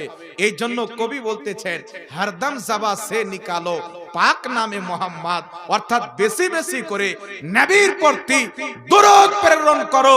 কিয়ামতের মাঠে সবচাইতে বেশি যে দুরূদ পড়েছে নবী পাকের কাছাকাছি সবচাইতে বেশি হবে। সুবহানাল্লাহ সুবহানাল্লাহ। এবার পৃথিবীর মুসলমান ঈসা আলাইহিস সালাম বলছেন, নবী মুস্তাফার দরবারে চলে যাও। আল্লাহু আকবার কবিরা। এখানে নবী পাকের নামটি যখন শুনবেন, মুসলমান দৌড় দিয়ে রাসূল পাকের দরবারে। আমার আপনার নবী যখন নূরানি চাদর গায়ে দিয়ে হাসরের ময়দানে আসবেন, আলা হযরত বলতেছেন, ওढ़कर जब वो नूरी चादर आएंगे सारे महशर का नक्शा बदल जाएगा। আমার নবী মুস্তাফা যখন নূরানি চাদর গায়ে দিয়ে হাসরের ময়দানে উপস্থিত হবে, হাসরের নকশাটা চেঞ্জ হয়ে যাবে। কেন চেঞ্জ হবে? নবী পাকের চেহারাকে দেখে পিপাসাকে ভুলে যাবেন, খিদাকে ভুলে যাবেন, কষ্টকে ভুলে যাবেন। নবীর দরবারে গিয়ে আরজ করবেন, ইয়া রাসূলুল্লাহ, আজ কিয়ামতের ময়দানে আদম আলাইহিস সালাম ফিরিয়ে দিয়েছেন, ইব্রাহিম আলাইহিস সালাম ফিরিয়ে দিয়েছেন, আপনি ছাড়া আমাদের কেউ নাই, আপনি আমাদেরকে বাঁচান। আমার আপনার নবী বলবেন না অন্য কারোর কাছে যাও। নবী যদি ফিরিয়ে দেয় পৃথিবীর কেউ বাঁচাতে পারে না। আমার নবী কিয়ামতের মাঠে বলবেন, বুখারী শরীফের হাদিস, রাসূল পাক বলবেন, আনা লাহা, এই জন্য তো আমি আছি। সুবহানাল্লাহ একটু সুবহানাল্লাহ। জোরে হবে না সুবহানাল্লাহ? সুবহানাল্লাহ সুবহানাল্লাহ। এটা তো আমার দায়িত্ব, এটা তো আমার কাজ। এসো আমার কাছে এসো। আল্লাহর নবী মুস্তাফা বলছেন, বুখারীর হাদিস, কিয়ামতের মাঠে আমি সাজদাতে পড়ে যাব, দীর্ঘ সময় সাজদাতে থাকব। আল্লাহ পাক তখন একটি তাসবিহ শিখাবে, আমি সেই তাসবিহটিকে পাঠ করব। অনেকক্ষণ পর আল্লাহ পাক বলবেন, ইয়া মুহাম্মদ ইরফা রাসাকা, এ আমার হাবিব তুমি নিজের মাথাকে তুলো, তুমি যার সুপারিশ করবে তাকে বকশে দেওয়া হবে, তুমি যা চাইবে তোমাকে তাই দেওয়া হবে। সুবহানাল্লাহ সুবহানাল্লাহ। সবাই নাফসি নাফসি করছেন, প্রত্যেক নবী ওলি পৃথিবীর লোক সবাই তাকিয়ে আছেন কিয়ামতের মাঠে। খোদা রাজি হয়ে যাও, খোদা রাজি হয়ে যাও। আমার খোদা তাকিয়ে আছেন, মুস্তাফা তুমি জাতি রাজি, আমি খোদাও তাতি রাজি। তাই আলা হযরত বলছেন, খোদা কি রাজা চাহতে हैं दो आलम, খোদা চাহতা है रज़ाए मोहम्मद। সুবহানাল্লাহ সুবহানাল্লাহ। আল্লাহু আকবার আল্লাহু আকবার। ইয়া রাসূলুল্লাহ, আল্লাহু আকবার। ইয়া আলী, ইয়া সারা আলী। পৃথিবী চাইবে আল্লাহকে রাজি করব। আমার আল্লাহ চাচ্ছেন আমার হাবিব মুস্তাফাকে রাজি করব। আল্লাহ বলছেন, হাবিব তুমি নিজের মাথাটাকে তুলো, যার সুপারিশ করবে তাকে বকশে দেওয়া হবে, যা তুমি চাইবে তোমাকে তাই দেওয়া হবে। আল্লাহ পাক দুনিয়াতে পবিত্র কুরআন পাকে আমার আপনার নবীর সঙ্গে একটি ওয়াদা করেছেন, ওয়ালা সাউফা ইউতিকা রাব্বুকা ফাতারদা। এ আমার নবী তোমাকে আমি এত দিব তুমি রাজি হয়ে যাবে। রাসূলে খোদা সাল্লাল্লাহু আলাইহি সাল্লাম কি নিয়ে রাজি হবেন? নবীকে সোনার প্রয়োজন নাই, যদি সোনার প্রয়োজন হতো রাসূলে পাক বলছেন, ইয়া আয়েশা তো লাউ শি'তু লাসারাত মাই জিবালুজ যাহাব, আয়েশা আমি যদি চাই আমার পিছন পিছন সোনার পাহাড় চলবে। উহুদ পাহাড়কে ইশারা যদি করে দিই সোনায় পরিণত হয়ে যাবে, সাফা মারওয়াকে ইশারা করে দিই সোনায় পরিণত হয়ে যাবে। সেই নবী মুস্তাফা, দুনিয়াকে পয়সার প্রয়োজন নাই, সোনার প্রয়োজন নাই, চাঁদির প্রয়োজন নাই, তাহলে তিনি কি নিয়ে রাজি হবেন? এই পৃথিবীর মুসলমান, বুখারী শরীফের হাদিস, রাসূল পাক বলছেন উতিতু মাফাতিহা খাজাইনিল আরদ, জমিনের সমস্ত খাজানার চাবি আল্লাহ পাক আমি মুস্তাফাকে দিয়ে দিয়েছেন। তাই হযরতে আবু হুরায়রা স্মৃতি শক্তি লোপ পেয়েছিলেন, দুর্বল স্মৃতি শক্তি, যা কিছু শুনতেন ভুলে যেতেন। নবীর দরবারে গিয়ে বলছেন ইয়া রাসূলুল্লাহ আমি যা শুনি সব ভুলে যাই, আপনি একটু ব্যবস্থা করে দেন। আমার আপনার নবী মুস্তাফা বলছেন চাদর বিছাও, তিনি চাদর বিছালেন। বুখারীর হাদিস, নবী পাক চুল্লু করে চাদরে রেখে দিলেন। হযরতে রাসূল পাক বলছেন আবু হুরায়রা চাদরটাকে গোছিয়ে নাও, তিনি চাদরটাকে গোছিয়ে নিলেন। নবী বলছেন সিনাতে লাগিয়ে নাও, তিনি সিনাতে লাগিয়ে নিলেন। হযরতে আবু হুরায়রা বলছেন জানি না নবী পাক চুল্লু করে কি দিলেন, যেই দিন থেকে আমি সিনাতে লাগিয়েছি একটা হাদিস ভুলিনি, যা শুনি সব আমার মনে থেকে যায়। সুবহানাল্লাহ সুবহানাল্লাহ। সব আমার মনে থেকে যায়। যুদ্ধের ময়দানে সাহাবায়ে কেরাম যুদ্ধ করতে করতে হাত কেটে টুকরো হয়ে পড়ে গেছেন। ওই হাতকে এক হাতে ধরে নবীর দরবারে এসেছেন। আল্লাহর নবী মুস্তাফা হাতকে লাগিয়ে নিজের থুথু মুবারক লাগিয়ে দিয়েছেন, হাত ঠিক হয়ে গেছেন। সাহাবায়ে কেরাম যুদ্ধের ময়দানে চোখ উখড়ে পড়ে গেছেন, হাতে করে চোখ নিয়ে এসেছেন, নবী থুথু দিয়ে লাগিয়ে দিয়েছেন। সাহাবা বলছেন আগের চাইতে এখন বেশি দেখতে পাচ্ছে। এই পৃথিবীর মুসলমান, এই নবী মুস্তাফাকে গরিব বলা যাবে না, ইয়াতীম বলা যাবে না। জমিনের সমস্ত খাজানার চাবি নবীকে আল্লাহ পাক দিয়েছেন, আসমানের সমস্ত খাজানার চাবি নবীকে আল্লাহ পাক দিয়েছেন। আর কিয়ামতের মাঠে কিয়ামতের যা কিছু আছে এই সমস্ত চাবি আল্লাহ মুস্তাফাকে দান করবেন, তিনি পাপী উম্মতের সুপারিশ করে খোদার জান্নাতে নিয়ে যাবেন। সুবহানাল্লাহ সুবহানাল্লাহ। ইমাম জুরকানি রাহমাতুল্লাহ আলাইহি লিখতেছেন আল্লাহর হাবিব কিয়ামতে মালিকানা করবেন, শাফাতের অধিকার আল্লাহ দিয়ে দিবেন। নবী যাকে চাইবেন তাকে জান্নাতে নিয়ে যাবেন, যাকে চাইবেন তাকে জান্নাতে নিয়ে যাবেন। এখানে একটা কথা আপনাকে বলি পৃথিবীর মুসলমান, আমার আপনার নবী সব পাহাড়কে ইশারা করলে, আর নবী বলছেন আয়েশা আমার পিছন পিছন পাহাড় সোনা হয়ে চলে। ইয়া আয়েশা তো লাউ শিরতু লাসারাত মাই জাবালুজ যাহাব, নবী পাকের কাছে যা চাইতেছেন তাই দিয়েছেন। আবু দাউদের মধ্যে সহিহ হাদিস, হযরতে রাবিয়া রাদিয়াল্লাহু তাআলা আনহু আমার নবীকে ওযু করার পানি এনে দিতেন। আমার নবী একদিন খুশি হয়ে গেলেন, খুশি হয়ে বলছেন ইয়া রাবিয়া তাসালনি, এ রাবিয়া তুমি আমার কাছে চাও, যা চাইবে তোমাকে তাই দেওয়া হবে। সাহাবীয়া রাসূলুন তো ওয়াহাবী ছিলেন না, ওয়াহাবী থাকলে বলতেন নবী আপনি কি দিবেন, তা আল্লাহর কাছে চাইবো। ইনি ছিলেন সাহাবী, সোনা চান না, টাকা চান না, পয়সা চান না, কি চাচ্ছেন? ইয়া রাসূলুল্লাহ জান্নাত চাই। একটু জোরে হবে না সুবহানাল্লাহ? কথাটাতে ধ্যান দিবেন। নবী বলছেন ইয়া রাবিয়া তাসালনি, রাবিয়া আমার কাছে চাও, সহিহ হাদিস আবু দাউদ। তো হযরতে রাবিয়া সাহাবিয়া রাসূল বলছেন হুজুর জান্নাত চাই, আর শুধু জান্নাত নয় মুরাফাকাতা ফিল জান্নাত, জান্নাতে আপনার পাশে জায়গা চাই। আচ্ছা জান্নাতে তো যারা জান্নাতে যাবে নবীর জায়গা তো আলাদা হবে, স্পেশাল হবে, সবচেয়ে উন্নতম হবে। তো রাবিয়া বলছেন দুনিয়াতে হুজুর আপনার খিদমত করি, জান্নাতও যেন আপনার খাদেমা হয়ে থাকতে পারি, সুবহানাল্লাহ সুবহানাল্লাহ। আপনার খাদিম হয়ে থাকতে পারি। জান্নাত চাই, জান্নাতে আপনার পাশে জায়গা চাই। আমার নবী বলছেন তুমি এই কাজে আমার সহযোগিতা করো, বেশি করে সিজদা করো, জান্নাতও পাবে, জান্নাতে আমার পাশে জায়গাও পাবে। সুবহানাল্লাহ সুবহানাল্লাহ। তো যেগুলো জাহিল মূর্খ বলে নবী জান্নাত দিতে পারে না, আরে গাধার বাটা গাধা, আমার বাবা যদি 1 বিঘা জমি আমার নামে রেজিস্ট্রি করে দেয়, তো আমি জমিতে আলু চাইলে আলু লাগাবো, কচু চাইলে কচু লাগাবো, আমার মন নাকি বলে? আমি চাইলে কাউকে ঠিকাতে দিয়ে দেবো, আমি চাইলে নিজে ফসল করব, হবে কি হবে না? তো আল্লাহ হচ্ছে কুল কায়নাতের মালিক, আল্লাহ পাক নবী পাককে জান্নাতের মালিকানা দিয়ে দিয়েছে। তো নবী যাকে চাইবে জান্নাতে নিয়ে যাবে, তো আল্লাহ দিয়ে দিয়েছেন, তো এই হারামখোর মোল্লার মানতে কষ্ট কেন হচ্ছে নাকি বাবা? আল্লাহ পাক দিয়ে দিয়েছেন তো মোল্লার মানতে কেন কষ্ট হচ্ছে? সাহাবার আকীদা ছিল নবী জান্নাতও দিতে পারে, দুনিয়াও দিতে পারে। আর জোরে হবে না সুবহানাল্লাহ সুবহানাল্লাহ। কিয়ামতের মাঠে নবীর সুপারিশ চালু হবেন। এখানে একটা কথা আপনাকে বলি বাবা, যখন নবীগণ নাফসি নাফসি করবেন তো ওলি কি করে বাঁচাতে পারে? বাংলাদেশের মৌলবি শুনবেন নবীরা নফসি নফসি করবেন, তো আপনার পীর ওলি ফকির কি করে বাঁচাতে পারে? এখানে চিটারি করা হয়। আমার নবীর সুপারিশ চালু হওয়ার পূর্বে সবাই নাফসি নাফসি করবেন, কেউ সুপারিশ করতে পারবে না। প্রথম সুপারিশ করবেন, আল্লাহকে রাজি করবেন আমার আপনার নবী।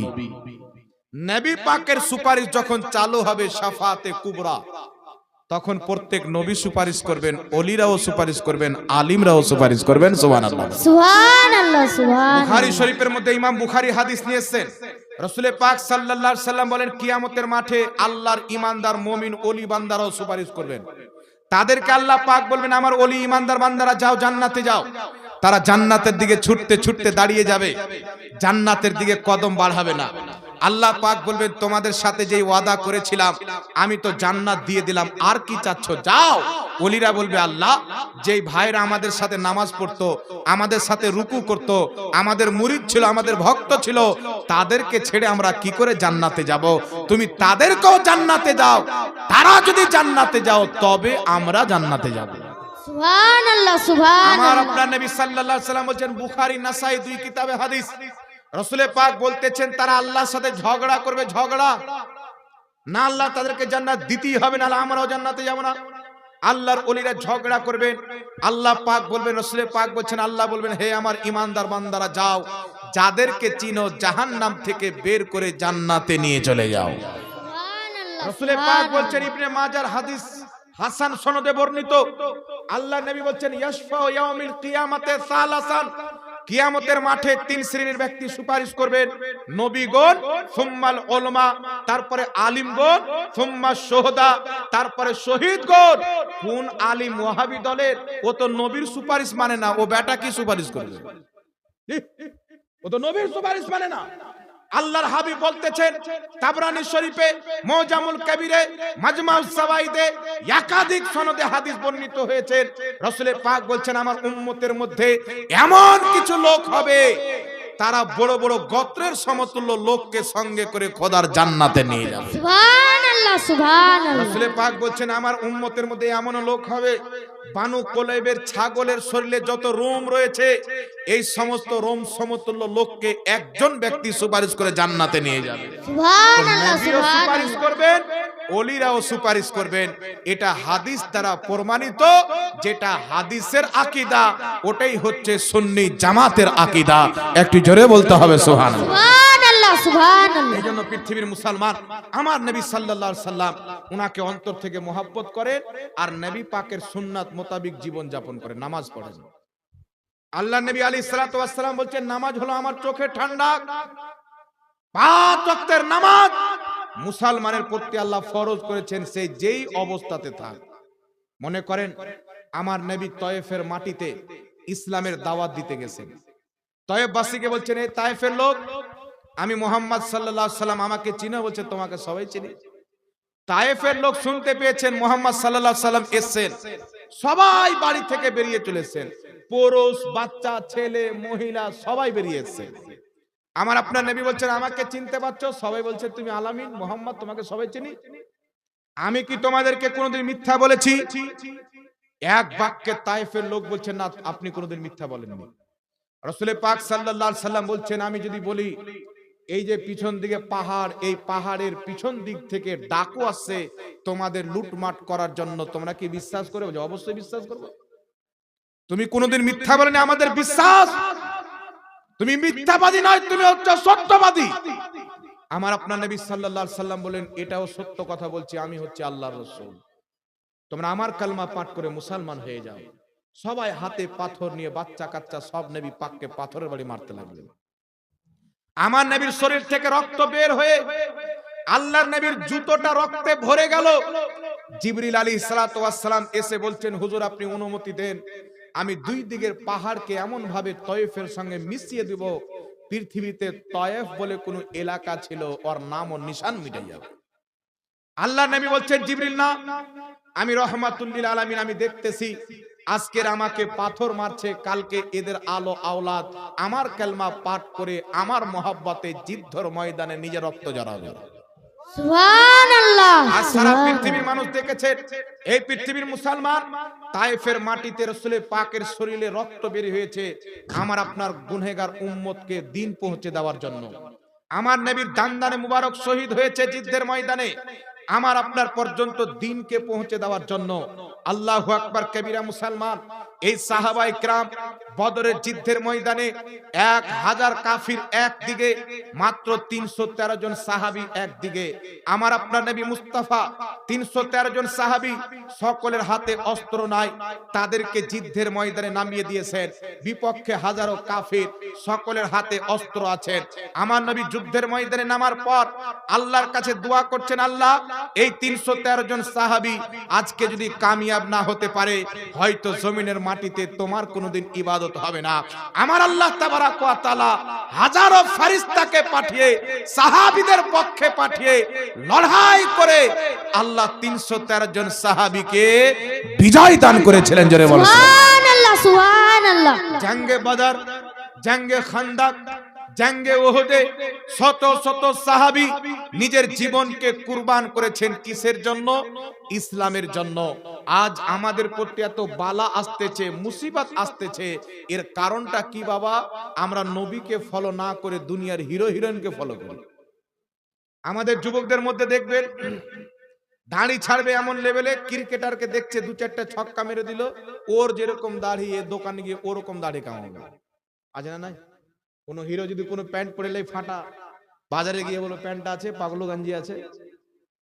মানে কোথাকার হারামখোর নাপাক অপবিত্র ব্যক্তিদেরকে ফলো করছে। আজ পর্যন্ত দুনিয়ার কোন ব্যক্তিকে ফলো করে কেউ সফলতা অর্জন করতে পারেনি। যারা মোহাম্মদ রাসূলুল্লাহকে ফলো করেছেন, হাবশে থাকনেওয়ালা বেলাল রংটি ছিল কালো, অন্যের বাড়িতে চাকর খাটতেন, আমার নবীর গোলামিতে চলে এসেছেন, আল্লাহ তাকে ইসলামের হেলাল বানিয়ে দিয়েছে। সুবহানাল্লাহ সুবহানাল্লাহ। তিনার জীবনে শুনে মানুষ নিজের অস্ত্র ঝরায়। আবু বকর সিদ্দিক উচ্চ মাকাম পেয়েছেন নবীকে অনুসরণ করার কারণে।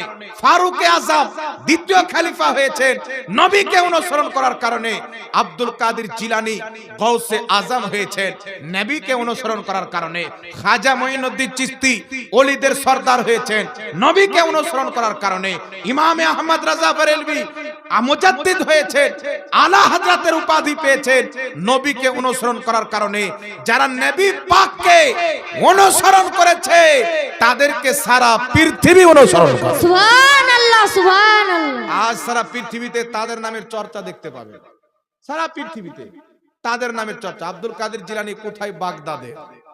উনার নামের গুণগান হচ্ছে সারা পৃথিবীতে। তো আপনি নিজের নাম, আল্লাহ বলে না তোমরা আমার জিকির করো, আমি তোমার জিকির করব। আপনি আল্লাহকে স্মরণ করেন, আল্লাহ পাক আপনার জিকিরকে স্মরণীয় বানিয়ে দিবে। জোরে বলেন সুবহানাল্লাহ। সুবহানাল্লাহ রাসূল সুবহানাল্লাহ। পাককে অনুসরণ করতে হবে। ব্যবসার ক্ষেত্রে নবীকে অনুসরণ করেন, ফসলের ক্ষেত্রে নবীকে অনুসরণ করেন, নিজের ফসলের ওসুল বের করেন, নিজের পয়সার যাকাত বের করেন, 5 ওয়াক্তের নামাজ কায়েম করেন, হজ ফরজ থাকলে হজ করেন, নিজের মেয়েদেরকে পর্দার ভিতরে রাখেন, পর্দা করা শিখান, নিজে নামাজ পড়েন, ফ্যামিলিকে নামাজি বানান। তাহলে আপনার দুনিয়াও উজ্জ্বল হবে, আপনার আখিরাতও উজ্জ্বল হবে। আমার আপনার নবী বলছেন, যদি তোমার সন্তানের বয়স 7 বছর হয়ে যায় তাকে সঙ্গে করে মসজিদে নিয়ে যাও, আর যদি উপযুক্ত বয়স হয়ে যায় 10, তাহলে কি করতে হবে? নবী পাক বলছেন পিটিয়ে মসজিদ নিয়ে যাও, মেরে মেরে পিটিয়ে নিয়ে যাও। এখন বাপ নিজেই যায় না তো বেটাকে কি করে নিয়ে যাবে? বাপ যদি বলে বেটা নামাজ পড়তো, বেটা বলবে বেটা তুই তো নিজেই পড়িস না রে, আমাকে কি বলছিস? না কি বলেন? আবার কোন কোন এলাকা আছে বাপকে সালার বেটা বলে দিবে। আজীব ব্যাপার। এই জন্য আপনাদেরকে গুজারিশ করবো, বাবা নামাজ তো সুন্নিদের উপরে ফরজ আছে। ওয়াহাবি, কাদিয়ানি, শিয়া, রাফজি এগুলো এদের তো নামাজের কোনো মূল্যই নেই আল্লাহর কাছে। নামাজ তো আমাদের কবুল হবে, তো নামাজ আমাদেরকে পড়তে হবে। পড়তে হবে কি হবে না বাবা? জোরে বলেন। ঠান্ডার বাহানা দিয়ে কবরে চলবে, ছেলে মেয়ের বাহানা দিয়ে কবরে চলবে, আর মাঠে কাজ করার বাহানা দিয়ে কবরে চলবে? চলবে না। যে নামাজি হবে মাঠে গামছা বিছিয়ে নামাজ পড়ে নেবে। কথা বুঝতে পারছেন? ওর ইচ্ছা যদি থাকে গামছা বিছিয়ে মাঠে নামাজ পড়ে নেবে। এখন ও মাঠ আর নাই যে পানি পাওয়া যাবে না, সব জায়গাতে এখন পানির ব্যবস্থা করা আছে। পানি না পেলে তো আল্লাহ তায়াম্মুমের সিস্টেমও করে দিয়েছেন, ঢালাতে উজু বানিয়ে নামাজ। এই জন্য আপনাদেরকে বলবো, নামাজ পড়ে নিজের সন্তানকে নামাজি বানান। যেই দিন আহলে সুন্নাত ওয়াল জামাত সুন্নিরা নামাজি হয়ে যাবে, হাজারো মুসিবত ইসলামের উপর থেকে দূর চলে যাবে। সুবহানাল্লাহ সুবহানাল্লাহ। আর সমাজে বেনামাজি থাকবে, মসজিদ বানাচ্ছে। এখন বাঙালি বাবরি মসজিদের ব্যাপারে চলছে, শুনেছেন আপনারা? জি, এখন মুর্শিদাবাদ জেলা বেলডাঙ্গার মাটিতে একটা বাবরি মসজিদ কিনে আনাদন চলছে। সব এলাকার মুসলমান ওখানে জমা হচ্ছে, মসজিদ বানাবো মসজিদ। ওর ভিতরে নামাজ, যাক মসজিদ বানাচ্ছে, আল্লাহ কবুল করুক, দুই করবো নাকি বলেন। কিন্তু বিরাদরি ইসলাম আপনারা বলেন যত লোক মসজিদ বানাতে হবে, দেখছি ইট মাথায় করে নিয়ে যাচ্ছে। এইদিকে আপনার মালদা থেকে মুর্শিদাবাদ ইট মাথায় করে হেঁটে যাচ্ছে, আর খবর নেন তো এক ওয়াক্তের নামাজ পড়ে না। তো তুই মসজিদ বানিয়ে কি করবি রে গাধার বেটা গাধা, তুই তো নামাজই পড়িস না। বাবরি মসজিদ কেন শহীদ করা হয়েছে? বাবরি মসজিদে কোনো নামাজই ছিল না। চুপ করে এসে আরএসএস এর লোকেরা মূর্তি রেখে দিল, তারপর দিন হাঙ্গামা করে দিল আমাদের মন্দির ছিল। তো নামাজি যদি না থাকে মসজিদ কি করে বাঁচবে? আপনাদেরকে বলতে চাই বাবা, নিজে নামাজি হন, নিজের আলো আওলাদকে নামাজি করেন, নবী পাকের সিরাতকে ফলো করেন, আখলাক চরিত্র ব্যবহারকে ভালো করেন, মানুষের সামনে নম্র ভাষাতে কথা বলেন, বাপকে বাপের মতন, বাপ সমতুল লোককে বাপজি বলে, ভাই সমতুল লোককে ভাই বলে ভালো ভাষাতে নম্রভাবে কথা বলেন। আর জমিনে ইতরা স্টাইল করে চলিয়েন না, ভদ্রভাবে চলেন। জমিনের দিকে তাকান যে এই জমিনের মধ্যে আমাকে যেতে হবে, এটাই হচ্ছে আমার আসল ঠিকানা। নিজেকে ছোট করে দুনিয়াতে চলেন, যত নিজেকে ছোট করবেন, ছোট হয়ে চলবেন, তত তাকওয়া বৃদ্ধি পাবে, পরহেজগারি উঁচু মাকাম ছুঁইবে। বলেন সুবহানাল্লাহ সুবহানাল্লাহ সুবহানাল্লাহ। আল্লাহ পাক বলছেন, ইন্না আকরামাকুম ইনদাল্লাহি আতকাকুম। আল্লাহর নিকটে তারাই হচ্ছে সম্মানিত যারা হচ্ছে তাকওয়াওয়ালা। বংশে কেউ সম্মানিত হয় না, টাকাতে কেউ সম্মানিত হয় না। যার যত বেশি তাকওয়া আল্লাহর নিকটে তত বেশি সম্মানিত। কথা বুঝতে পারছেন কি বলেন? তো নিজে নামাজি হন, মানুষকে নামাজি বানান, আহলে সুন্নাত ওয়াল জামাতের প্রতি কায়েম থাকেন, মিলাদ করেন, কিয়াম করেন, নবী পাকের জন্মদিন ধুমধামে শরীয়তের দায়রাতে থেকে পালন করেন। কথা বুঝতে পারছেন? কিছু ঘোড়া মৌলবি বেরিয়েছে বলছে মিলাদুন নবী পালন করা যাবে না। আমি দেখেছি শুধু আরব দেশের 1200 বছর থেকে নিয়ে আজ পর্যন্ত আরব দেশের 500 বছর পূর্বে, 1000 বছর পূর্বে 350 থেকে 450 জন শুধু আরব দেশের ইমামরা কিতাব লিখে ফতোয়া দিয়েছেন নবীর মিলাদ পালন করা জায়েজ আছে। সুবহানাল্লাহ সুবহানাল্লাহ। সওয়াব লিখেছেন। ইমাম জাজরি রাহমাতুল্লাহ আলাইহি মুহাদ্দিস বলতেছেন, আবু লাহাব যদি নবীর জন্মের খুশিতে বান্দি আজাদ করে জান্নাতি হয়ে, নাউজুবিল্লাহ, বান্দি আজাদ করে তার আযাবে কমতি হয়ে যায়, তাহলে নবীর কালমা পড়নেওয়ালা মুসলমান যদি নবীর জন্মদিনে খুশি পালন করে তারা জান্নাত কেন পাবে না? সুবহানাল্লাহ সুবহানাল্লাহ। আর জোরে হবে না সুবহানাল্লাহ? সুবহানাল্লাহ সুবহানাল্লাহ। তাই ইমাম জালালউদ্দিন সিউতি আল হাবিলিল ফাতাওয়ার 2য় খণ্ড 230 পৃষ্ঠার মধ্যে লিখেছেন মিলাদুন নবী পালন করা যায়। আজ থেকে 1000 বছর পূর্বে ইমাম ইবনুল জাওজি মাউলিদুন নবী কিতাবে লিখেছেন মিলাদুন নবী পালন করা যায়। ইমাম মুল্লা আলী কারি কম বেশি 500 বছর পূর্বে 11 শতাব্দীর মুজাদ্দিদ মক্কা মদিনার ইমাম মাওরিদুর রাবি কিতাবে লিখেছেন মিলাদুন নবী পালন করা যায়। ইমাম সাখাবী ফতোয়া দিয়েছেন মিলাদুন নবী পালন করা যায়। কাবা ঘরের ইমাম ইসমাইল হক কি তাফসিরে রুহুল বায়ানে লিখেছেন মিলাদুন নবী পালন করা যায়। ইমাম জাজরি ফতোয়া দিয়েছেন মিলাদুন নবী পালন করা যায়। ইমাম ইবনে কাসির যিকর মাউলিদির রাসূল ওয়া রাজাউর মধ্যে লিখেছেন মিলাদুন নবী পালন করা যায়। ইমাম ইবনে সালেহ শামী রাহমাতুল্লাহ আলাইহি সুবুলুল হুদা ওয়া রশাদ কিতাবে লিখেছেন মিলাদুন নবী পালন করা যায়। আহলে হাদিসদের সবচেয়ে বড় ইমাম ইবনে তাইমিয়া ইক্তেদাউল সিরাতিল মুস্তাকিম কিতাবে লিখেছেন, যারা নবীর মিলাদ পালন করে, নবীর মুহাব্বতে পালন করে, নবীর মুহাব্বতে পালন করার কারণে আল্লাহ পাক তাদেরকে প্রচুর সওয়াব দান করেন। সুবহানাল্লাহ সুবহানাল্লাহ। হাজারো ইমামগণ মিলাদুন নবী পালন করাকে জায়েজ লিখেছেন। সুতরাং আজকের গাঁজাখোর মাতাল আবাল তাবাল মৌলবি ইহুদি খ্রিস্টানদের দালালদের ফতোয়া শুনে নারাজ হওয়ার কিছু নাই। নবীর মিলাদ পালন করেন, কিয়াম করেন, সালাত ও সালাম পড়েন, 5 ওয়াক্তের নামাজ পড়েন, হালাল খান, হারাম থেকে বাঁচেন, আল্লাহ আপনাকে নাজাত দান করবেন। আমার নবীর শরীরে কোনোদিন মাছি বসেনি, আমার নবীর শরীরে কোনোদিন মশা বসেনি। যেই রাস্তা দিয়ে চলে যেতেন দীর্ঘদিন পর্যন্ত নবী পাকের ঘামের সুগন্ধি রাস্তাতে ছড়িয়েই যেত। সুবহানাল্লাহ বলেন। সুবহানাল্লাহ। বুখারী শরীফের হাদিসে এসেছেন, সাহাবা বলছেন আমার নবীর জবান দিয়ে এমন একটা খুশবু বের হতো, পৃথিবীর কোনো মুস্কো আম্বারে ওই খুশবু ছিল না। আর বাংলাদেশের ওয়াহাবি আব্দুর রাজ্জাক কাজ্জাব বিন ইবলিস বলছে আমার নবীর মুখে গন্ধ ছিল। কত বড় বেঈমানের বেটা। একজন ভাই 500 টাকা দিয়েছেন, আল্লাহ পাক কবুল করুক। লাস্ট একটা কথা বলে বাবা বক্তব্য আমি শেষ করে দিচ্ছি। আমাদের নবীর বাপ মা জান্নাতি না জাহান্নামী? জান্নাতি। একটু হাত তুলে বলেন তো কারা কারা জান্নাতি মানেন। কিছু কিছু লোকের ডাউট হতে পারে না, কি বলে? সোশ্যাল মিডিয়ার মাধ্যমে কিছু মৌলবি বেরিয়েছেন, এরা বলতে চাচ্ছেন নবীর বাপ মা জাহান্নামী। একটি কথা মনে রাখবেন, নবী পাকের বাপ মাকে জাহান্নামী একটা দুটো আব্দুর রাজ্জাক নয়, যদি কোটি কোটি চলে আসে প্রমাণ করতে পারবে না। আর নবী পাকের বাপ মাকে জাহান্নামী মনে করে যদি কোনো লামাযহাবী মনে করে আমি জান্নাতে যাব, তাহলে কুকুরের মাংস খেয়ে হালাল মনে যেমন করা হয় তেমন এই স্বপ্নটা দেখা হয়। জি, নবীর বাপ মাকে জাহান্নামী বলে ও বেটা জান্নাতে যাবে, আর বাপের জান্নাত। জান্নাত হচ্ছে রসুলে পাকে। तुझसे और जन्नत से क्या मतलब वहाबी दूर हो, हम रसूलुल्लाह के जन्नत रसूलुल्लाह। সুবহানাল্লাহ সুবহানাল্লাহ। একটা কথা আপনাকে বলে দি বাবা, আমার নবীর বাপও জান্নাতি, মাও জান্নাতি। যারা নবীর বাপ মাকে জাহান্নামী বলে তাদের পুঁজি হলো একটা সহিহ মুসলিমের হাদিস। আল্লাহর নবী আলাইহিস সালামকে একজন ব্যক্তি জিজ্ঞাসা করছেন, সহিহ মুসলিমে হাদিস, ইয়া রাসূলুল্লাহ আমার বাবা কোথায়? নবী পাক বলছেন আবাকা ফিন্নার, তোমার বাপ হলো জাহান্নামে। সে লোকটা নারাজ হয়ে গেল, মানে কষ্ট পেল, দুঃখ পেল, গামগীন হয়ে গেল, দুঃখিত হয়ে গেল। তো রাসূল পাক বলছেন তোমার বাপ আমার বাপ দুইজনই জাহান্নামী। এই হাদিসকে নিয়ে নবীর বাপকে মাকে জাহান্নামী প্রমাণ করার চেষ্টা করা হয়, নাউজুবিল্লাহ।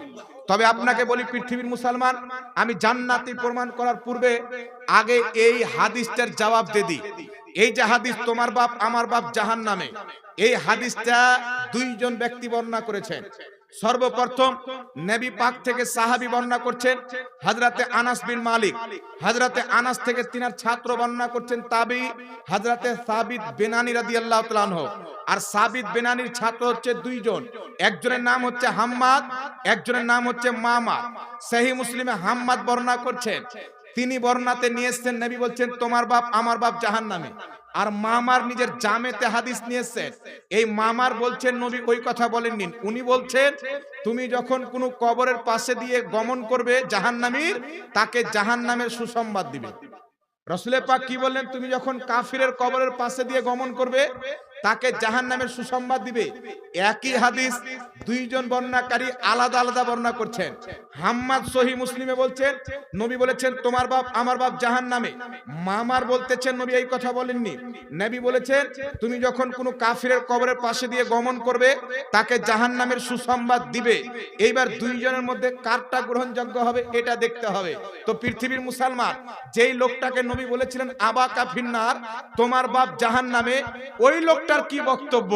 ওই লোকটা বলতেছে নবী পাক আমাকে এমন কাজ দিয়েছে, আল্লাহর নবী বলেছেন তুমি যখন কোন জাহান্নামীর কবরের পাশে দিয়ে কাফিরের কবরের পাশে দিয়ে গমন করবে তাকে জাহান্নামের সুসংবাদ দিবে। সুবহানাল্লাহ সুবহানাল্লাহ।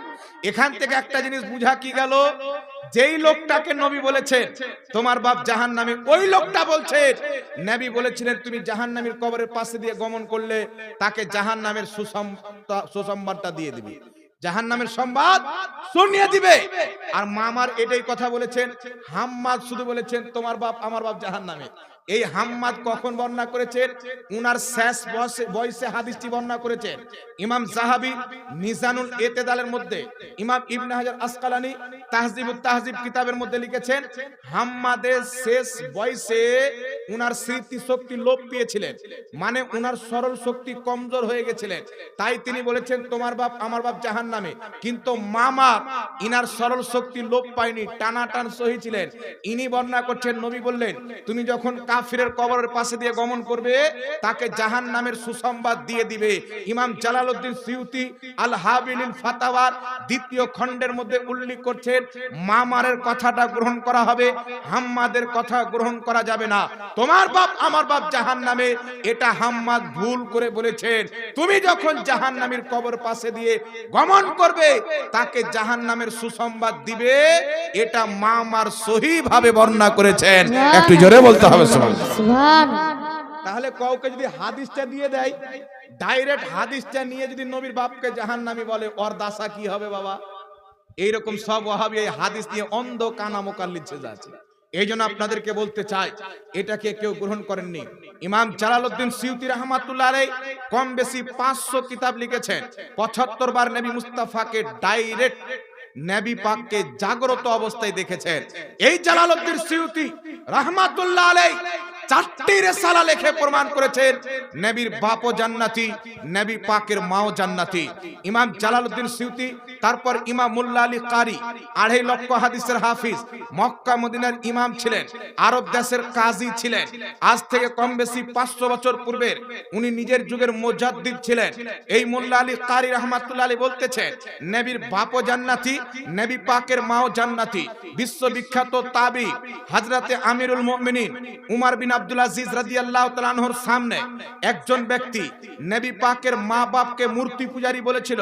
হযরত উমর বিন আব্দুল আজিজ বলেছিলেন, আমি তোমার জিহ্বা কেটে নিব। তাহলে কি বোঝা গেল? তাবেঈনদের আকীদাও ছিল নবীর বাপ মাকে মূর্তি পূজারী বলা যাবে না, নবীর বাপ মা হচ্ছে এক আল্লাহর পূজারী, সুবহানাল্লাহ। সুবহানাল্লাহ। এক আল্লাহর পূজারী। আর যারা নবীর বাপ মাকে জাহান্নামী বলে, ওয়াহাবিদের সবচাইতে বড় ইমাম সিদ্দিক হাসান ভোপালী নিজের কিতাব আশ-শামামাতুল আম্বারিয়ার মধ্যে লিখছে, নবীর বাপ মাকে জাহান্নামী বলা যাবে না, নবী মুস্তাফার বাপ মা হচ্ছে জান্নাতি। ইমামে আযম আবু হানিফা ফিকহুল আকবার কিতাবের মধ্যে লিখেছেন, নবী পাকের পিতামাতার মৃত্যু মা মাতা কুফরের অবস্থায় হয়নি, ঈমানদার হয়ে ইন্তিকাল করেছেন। তাই এটাই হচ্ছে সালাফদের আকীদা, নবীর বাপও জান্নাতি, নবীর মাও জান্নাতি। নবীর বাপ মাকে জাহান্নামী বলার আকীদা, এটা হচ্ছে খ্রিস্টানদের দেওয়া আকীদা। তো খ্রিস্টানদের থেকে সাবধান থাকতে হবে, নবী পাকের মহব্বতকে কলিজাতে বসাতে হবে। তাই নবীর বাপও জান্নাতি, নবীর মাও জান্নাতি। ওই যুগে বাচ্চা জন্ম নিলে কাবা ঘরে 313টা মূর্তি ছিল। তার মধ্যে যেগুলো সবচাইতে বড় ছিল, কোনটার নাম লাত, কোনটার নাম মানাত, কোনটার নাম উজ্জা। তো ছেলে পেলের নাম মানুষ রাখতো কি? আব্দুল্লাহ, লাতের বান্দা মানে মূর্তির বান্দা। আব্দুল মানাত, মানাতের বান্দা। কিন্তু জানাবে আব্দুল মুত্তালিব রাদিয়াল্লাহু তাআলা আনহু, নবী পাকের দাদা যখন আব্দুল্লাহ জন্মগ্রহণ করলেন, তো আব্দুল্লাহ রাখলেন না, উনি নাম রাখলেন আব্দুল্লাহ, আল্লাহর বান্দা। সুবহানাল্লাহ। নাম থেকে বোঝা যায় মূর্তির পূজা করনেওয়ালা ছিলেন না, আল্লাহর ইবাদত করনেওয়ালা ছিলেন। সুবহানাল্লাহ। সুবহানাল্লাহ। মূর্তির নামে নাম রাখতেন, ওই যুগের রেওয়াজ ছিল। আল্লাহর নামে আব্দুল্লাহ কেন রাখতেন? আল্লাহর বান্দা। এই জন্য পৃথিবীর মুসলমান আহলে সুন্নাতের প্রতি কায়েম থাকেন, সুন্নি জামাতে। আমাদের সব দলিল কোরআন হাদিস ইজমা কিয়াসে লিপিবদ্ধ আছে।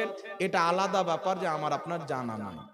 কথা হচ্ছে, কালকে কোনো ভাগড়া কোনো টুপিওয়ালা মৌলবি, সোশ্যাল মিডিয়াতে এমন মৌলবি বেরিয়েছে বাবা, এইভাবে লম্বা লম্বা ঘুমটা দিবে, এইভাবে।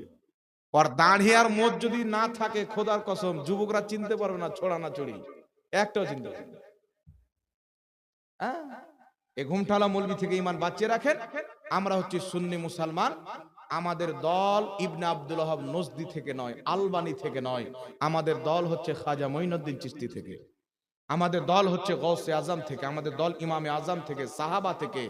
আমরা ইয়াজিদি নয়, আমরা হচ্ছে হুসেনের দলের লোক। আল্লাহ সবকে কবুল করুক, আপনাদের সকলের দানকে কবুল করুক। সবাই নবীর প্রেমে দাঁড়িয়ে সালাত ও সালাম পড়েন।